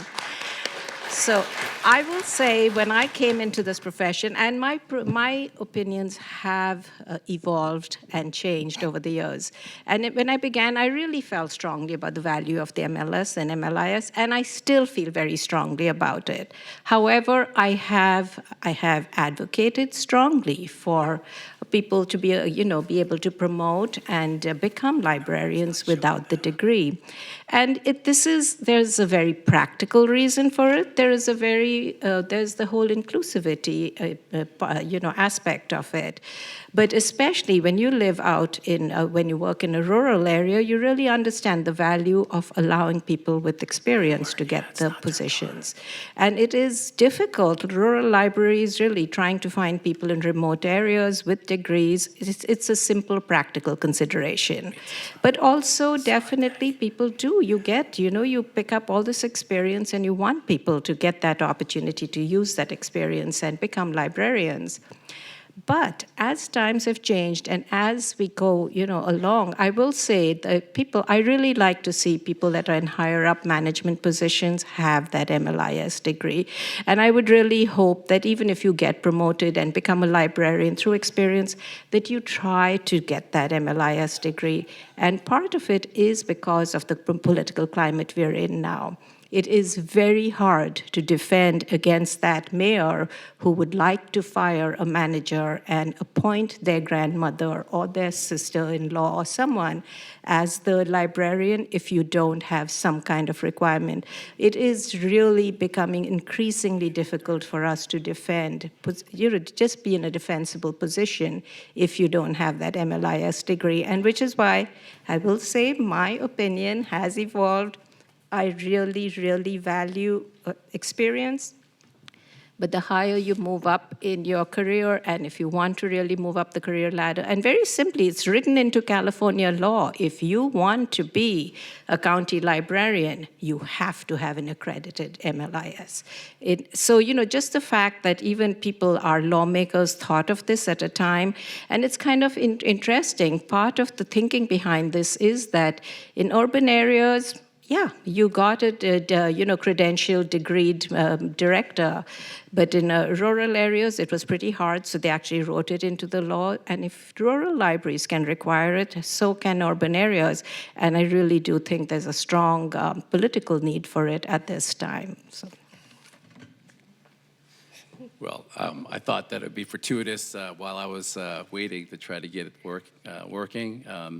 Again, my name is Anthony Chow, the director of the School of Information. Obviously, I believe the graduate degree is important. It's important for a lot of reasons. I think, first and foremost, it's not easy, right? And like most things in life, when you have to work really hard for something, there's a lot of benefits.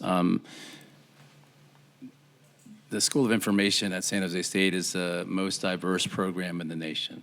Right, and what that means is we are actually #1 in all racial categories. So when you get your degree from us, you are truly getting a degree in the most diverse environment in the LAS field. Right. So what does that mean? Well, what it means is that we, if you take a class from us, you're probably going to be in a class with students from all across the country, all 50 states, as well as 11 countries.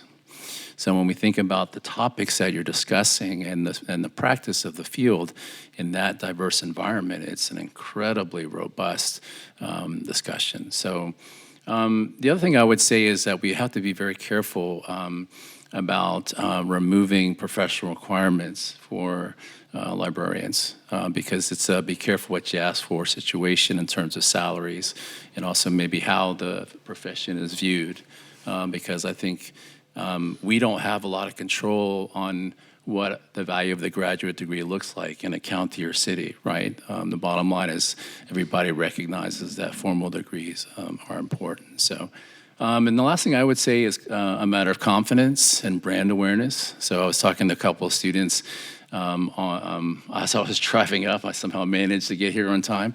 280 was really heavily trafficked from San Jose.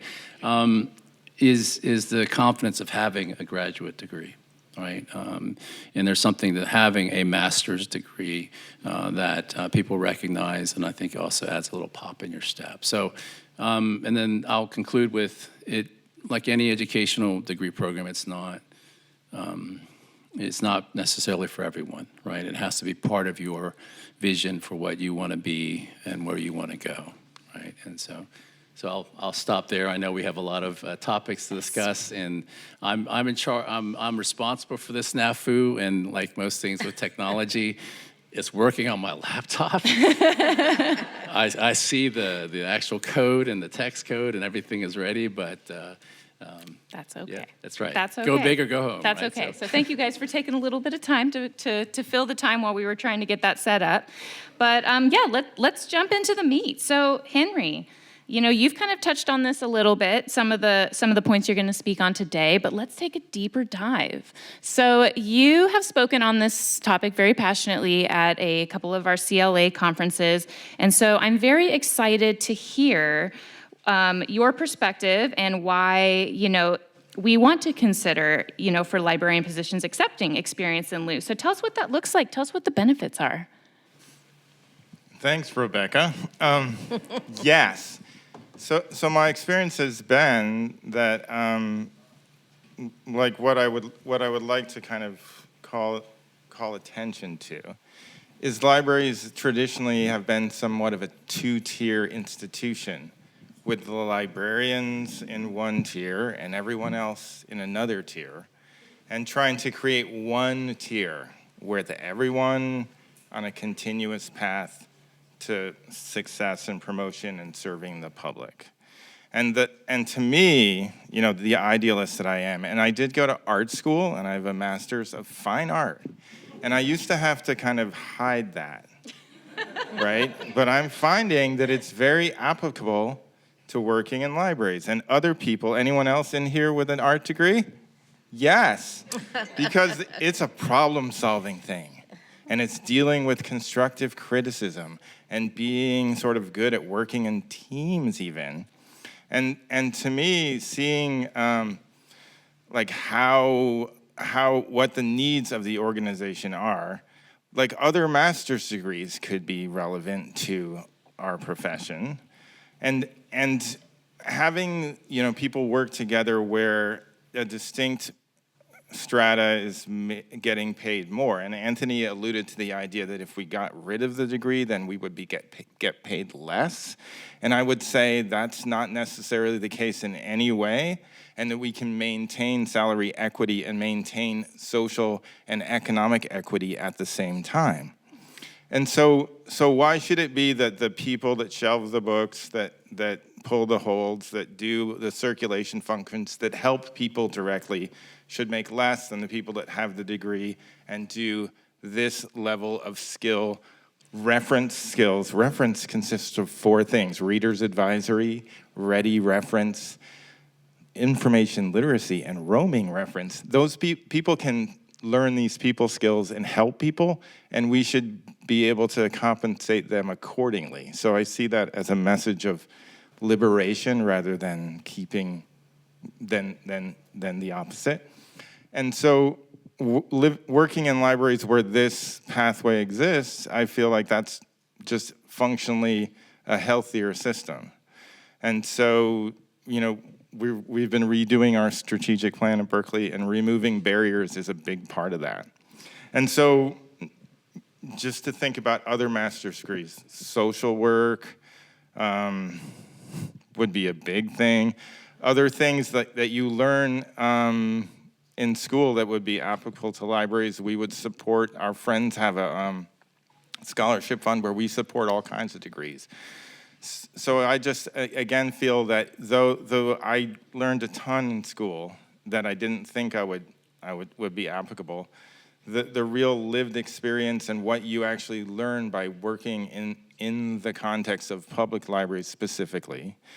I think that there's no way to kind of justify preventing the recognition of that real experience in the job. Because, I mean, when I started on the reference desk, the way I learned was just doing and talking to the people that I'm working with. Why did you say that? What will we do next time? What would happen with this thing? And so, to me, that's just like functionally and efficiently a way to kind of recognize skills and sort of run a healthy organization.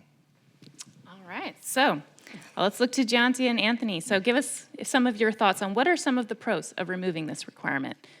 Some of the pros of removing the requirement. Okay, so I think many of you know I'm a storyteller, and so I will tell you lots of stories as I go along. But again, I've worked largely in rural areas, and you really do. I mean, there's nothing you appreciate so much as people who bring that varied experience. I mean, what Henry's talking about, there's no reason why the two can't go together, but yes, experience is absolutely critical. It just, all that you learn on the job. And, literally, I mean, Monterey County, we had 17 branches. We had branches, I mean, we could not drive from one branch to, sort of stop at every branch in one day. You had to give yourself enough time. It's like you might drive 2 hours to reach a branch.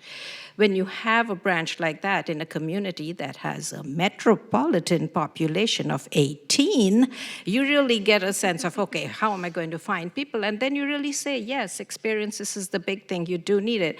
And don't get me wrong, and I'm sure Anthony can talk about how even the MLIS has evolved, and so you learn a lot of different things, but experience is critical. You do need to get out on the floor and do all these things, and I don't think anyone who is talking about getting the degree is saying you don't need experience. We know, we learn it, and it's something you do. So I'll just give you an example. I've been in this profession so long. I would always say I've seen it all. I had been in Monterey County where I had seen fires. I have evacuated a branch with, while you've had these big, 2-inch pieces of ash falling on you. You're so close to the fire. We've had floods. I lived through the Loma Prieta earthquake right by it, and you kind of rebuild your branch, you straighten up the shelves. And I'd keep saying, oh, I've seen it all. And then, of course, I came and the pandemic hit. And so it's like, okay, now I've seen it all. No, after that, we had a cybersecurity attack. So, experience is great. I mean, there's nothing I could have done at my the library science program that would have prepared me for every single thing. Experience is critical. I'm not going to say, but I'm not going to take away the value. And again, as I said, more and more now, as our profession is so much under attack, I really see the value of it. But I do think that the two go together: the experience and the degree. And salary, yes, it's an issue. I mean. So again, I'm going to give you a personal story. In my city, among all of the department heads, my position is the only position that requires a master's degree, a credentialed master's degree. The closest to what I have is the public works department head, for whom it requires a bachelor's degree, and an engineering degree is recommended. We have department heads, and I'll say our maintenance department head, the requirement is a high school diploma. Guess which department head makes the least money in our city? Yeah, it would be me. But I at least have a leg to stand on as I go and fight and make my case. And this is so critical. Again, all that experience is great, but I'm sorry, I'm not going to talk exactly about why we can do without it. I think the two go hand in hand, and that's sort of that's my position. I'm going to stand by it. But yeah, so I really do think it's important. It has great value. And as a profession, we have evolved. The MLS, as I said, it was an MLS program when I got my degree. It's now an MLIS program. We realized when I was in the program, we were already doing computers, and I was in my database classes and all of these things. But we realized that as a profession, we need to be respected. We need to be recognized for what we are doing. And that's when the I came into the MLIS program. It really shows the value of what we are doing. So I just think, experience is so critical. I came in and I was definitely naive. I did a lot of stupid things when I came out of my MLS program and was in my first job. And you learn as you go along. And this is true, though, for any degree, whether it is an engineering degree, whether it's a social, you're in social services, you learn as you go along. My Uber driver today, she was telling me she had been in social services, in CPS, and she's now going into social services. But she talked about other CPS, the Child Protective Services people who come out and the mistakes they made. So, the value of experience cannot be understated. But to me, it has to go hand in hand in our profession. Great. So I would definitely say there are some advantages to not having an MLS degree. Actually, one of them was with your director, Michael Lambert, up in his office. He was showing me his Tableau dashboard, and he was telling me how you guys are one of the most diverse, library workforces. And then he said, but let me show you what happens when I turn on the MLIS filter. And so when you turn on the MLS filter, a lot of that diversity melted away. So certainly that is one, right? That not having the MLS degree serve as a barrier, I think would open access, open opportunities for a lot more people, and I think would diversify more quickly leadership roles. So that's certainly one. Two, if you don't have to pay for it, right? If you don't have to pay for 20, 30, or go into debt, 20, 30, 40K, depending on where you go, that's not a bad thing either, right? To not have to, again, probably know that's a barrier for a lot of us, that financial investment. So I would say those are the two. Obviously, I'm very pro MLIS, but I will, and I'm with Jayanti that really. I do think a scenario where if you have the experience and you don't have the MLS degree, that very well could qualify you to take on that position. But I think there's, again, a lot of inherent dangers of removing the MLS degree completely. So I would be in favor of something like that, right, where certainly experience could trump the degree or be in lieu of the degree if that was the right situation. Wow. So I think what makes this conversation so fascinating is that, just depending on the situation, depending on the environment that you're working in, sometimes the pros or the cons may outweigh each other. So if your goal is really to, like you said, diversify the workforce, diversify leadership, then we have to look at, is the degree, a barrier to that, and what are maybe ways that we can make it less of a barrier. Okay, so let's talk a little bit. Jayanti, I'm going to look to you. So is there a way that we can strike a balance? What are some of the things that should be considered when you're considering a hiring approach? And, this could be talking about either just entry-level positions, entry librarian positions, or, promoting up. Yeah, and I definitely love that, when we say or equivalent and talk of the different experiences when we look for people. And trying to get that breadth, being sort of being inclusive and trying to have that breadth of not only how your staff looks, but the experiences they bring and the educational background, all of that is important. Now, do we say, okay, well, you have to have at least a bachelor's degree? each one of those steps is a barrier. So really thinking about that as we create our, what are our requirements for the position? How do we do it?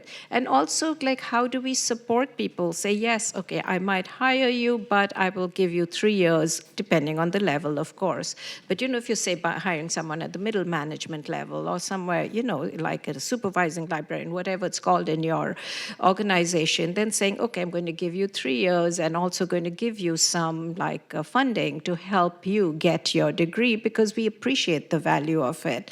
So, to me, some of those things are really important, how we do it. And again, I'm going to just tell you the story. So, again, rural library, we were renting a building. And we have this building, and we're trying to renew our lease. And so the landlord says, yes, I will renew the lease for you. But, and I kid you not, he wrote this in, that we had to hire his wife as the librarian of the branch. So, but this is, so sometimes you have to be really careful where it's going to lead you and how you're going to manage it. So being very careful about how you write a description. And you can laugh, but this is reality in a lot of, not just California, in the entire US. So being really careful when you write the description, the job description, how you write it, and looking for that. I mean, I will say I love getting, someone with an arts background, someone with a fine arts background, I have a music background, someone who's coming from a coding background. It really is, and it makes all the difference. We never have a librarian who knows absolutely everything, and if they claim they do, then, they're wrong. But you really need to make sure that you've got this, like the description of how you're writing the job, and also, so not just looking at experience, but looking at what experience it is for that specific position that you are trying to fill. So it's not just, okay, I have experience, and so you come from, again, I'll keep making these comparisons. You come from, a big city, a city with a population of 800,000, 1 million. Are you going to be able to work with a town that has 400 people in it? I think not. It takes a lot. So really thinking about the appropriate experience for that position and, putting it like that. But once they're in, really encouraging them to grow and move up. And part of it possibly is getting that degree. And just I think that's really, it's important to make that clear as you write up your job descriptions. I hope that makes sense. Can I say? We'll have Henry go. I have something to say. Thank you, Jayanti. Yes, I agree with all that, and the importance of diversity and breadth in our organizations. But one of the things that I think we should think about is why the focus on the degree and how we're structured as institutional bureaucracies, government bureaucracy. Who's heard of this book called The Team of Teams? Okay. In this book by a famous general who I won't name, Stanley McChrystal, which I don't usually read books by generals, but he says, like, the army is organized, and so this government is also similarly organized in something called based on Taylorism, industrial production, hierarchy and control, people at the top, people at the middle, people below. It became clear in his experience that this type of organization, and I found that in my library experience and working at the San Rafael Library, that flexible work teams without so much hierarchy and focus, but more on kind of like what we're doing together, overlapping work teams, flexible teams that can respond to things that happen, in a very rapid way. Whereas if you have this hierarchy sort of based on precedence and who's in control, that kind of limits your flexibility. And I think a lot about this cafe in Santa Cruz called the Saturn Cafe. And in this cafe, the person who took your order would then go and cook your food and bring it out to you. So they had turned that whole sort of like, some people do some things. And inherently, we feel like some people do some things and other people do other things.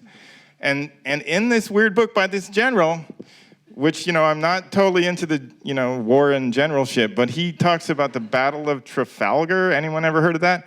And he said that the British won because every captain was a Nelson.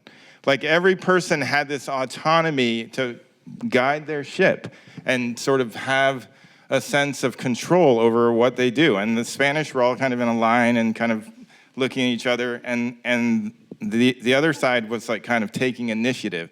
And I've seen people in these organizational bureaucracies, they want control over what they do. And if they're part of sort of flexible work teams that work together and have sort of overlapping zones of influence where people, we're constantly asking you guys for feedback.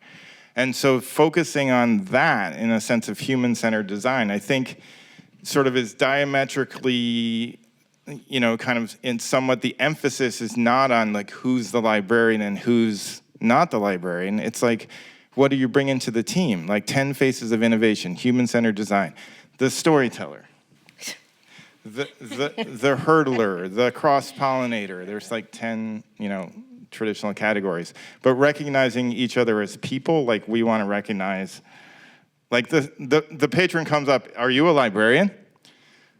Yes. They don't want help from someone who's not a librarian. They're like, but it's like, so recognizing that people want connection and working with each other and less emphasis on that psychological, like, am I a librarian? Am I not?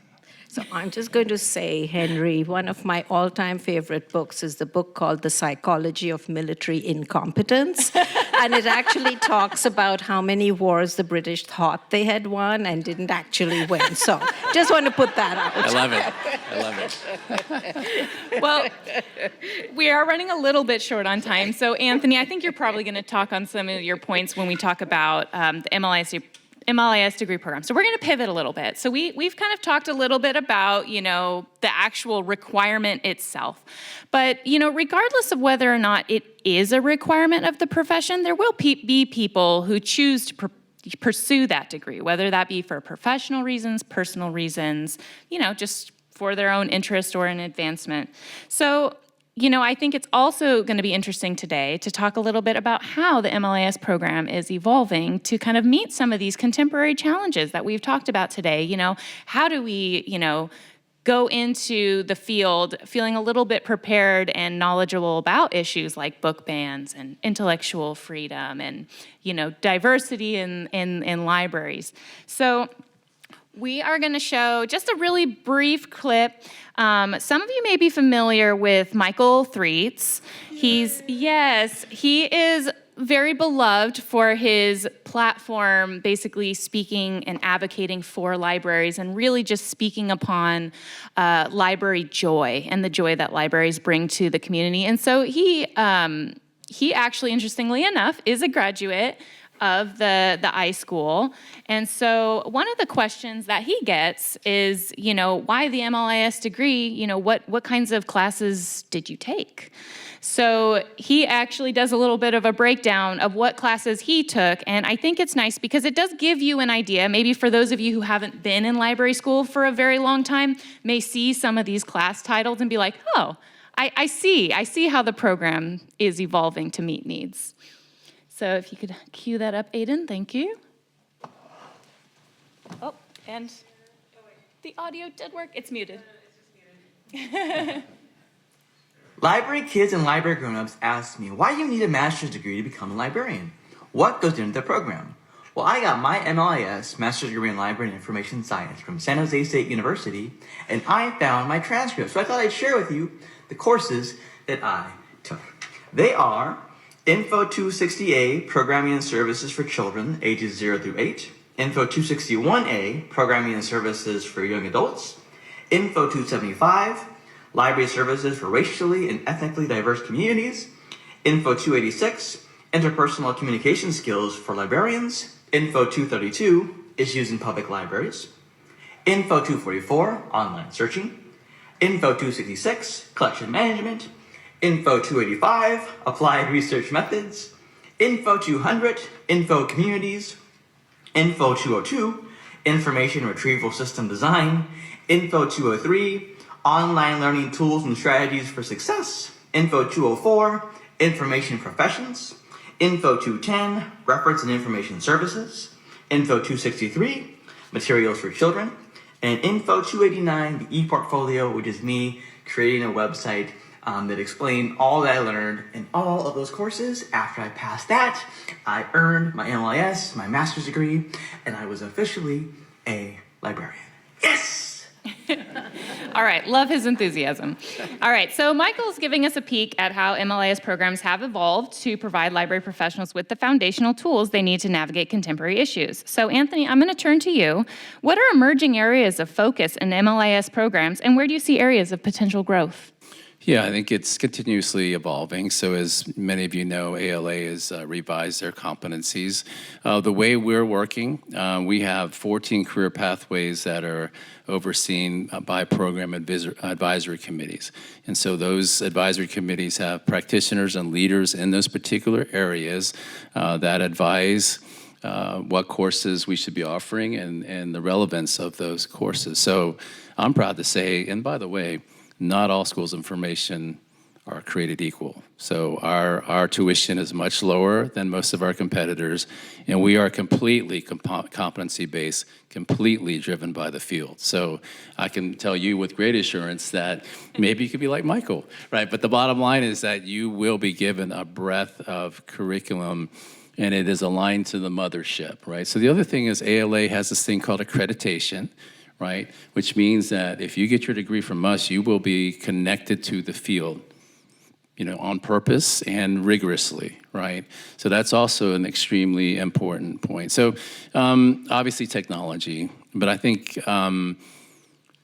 most importantly, again, is really that connection with the field that then informs us on what we need to be offering to the future of the field, and then we do that in the classroom. So is there one thing? No. I do believe that libraries continue to serve its mission. I think the ways in which we can do that and the people that we can serve and the diversity in which we can do that is growing exponentially. But I think the mission overall, still high quality information and equaling the playing field and things like that, those are all still the same. When people say that the cave drawings were the first library, right? Go here for good hunting. But the bottom line is that being resilient is my point, right? So, we use this word disrupted. The whole world is disrupted.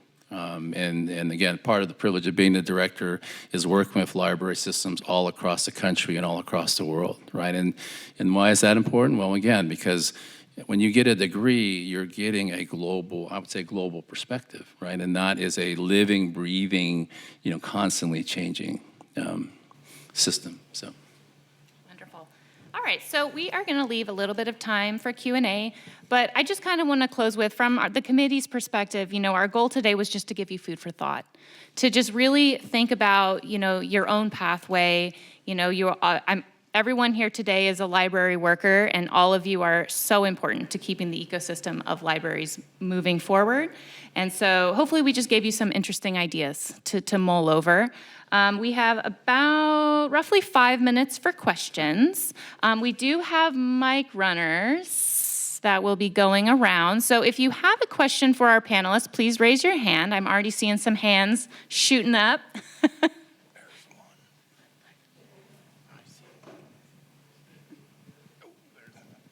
Hi, my name is Chris, children's librarian here at San Francisco. I also did this MLIS at San Jose State.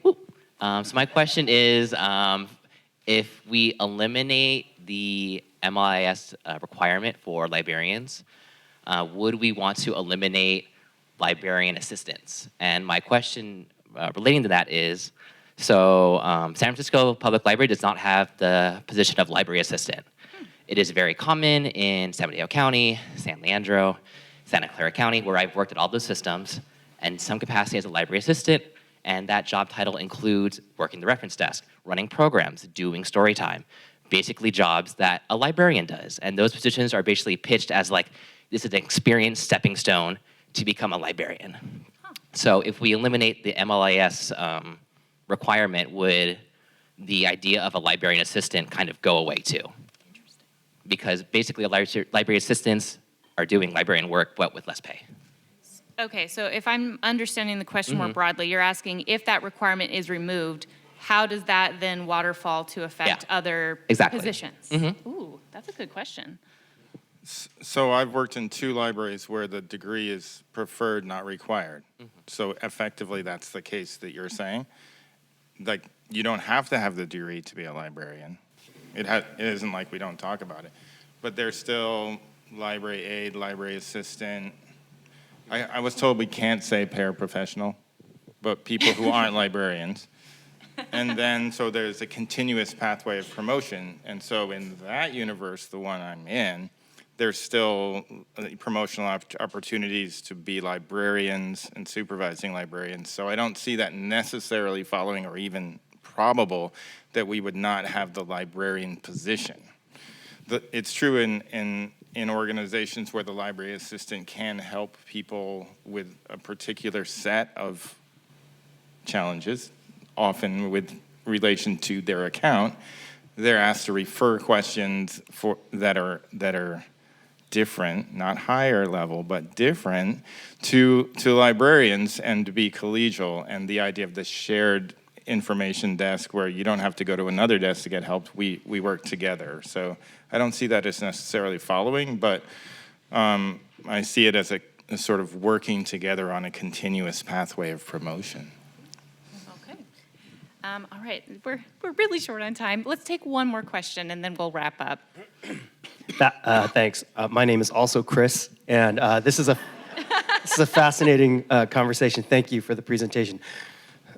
I remember back when I was in library school, San Jose State, class of 2012,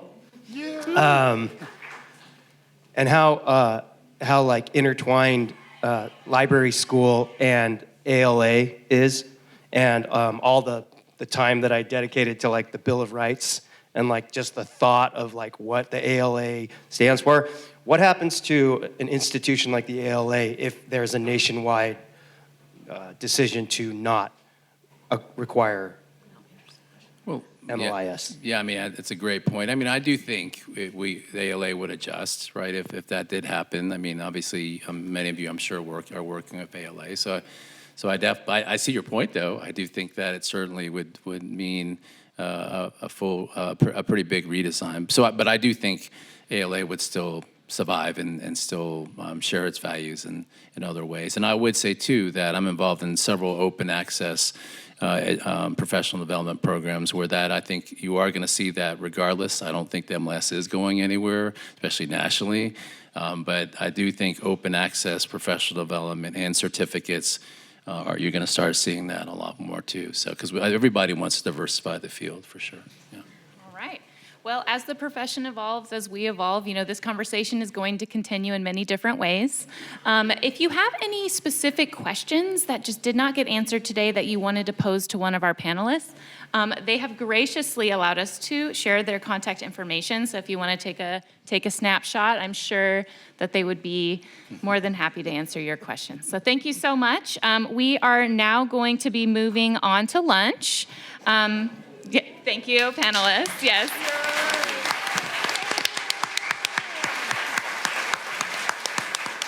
All right.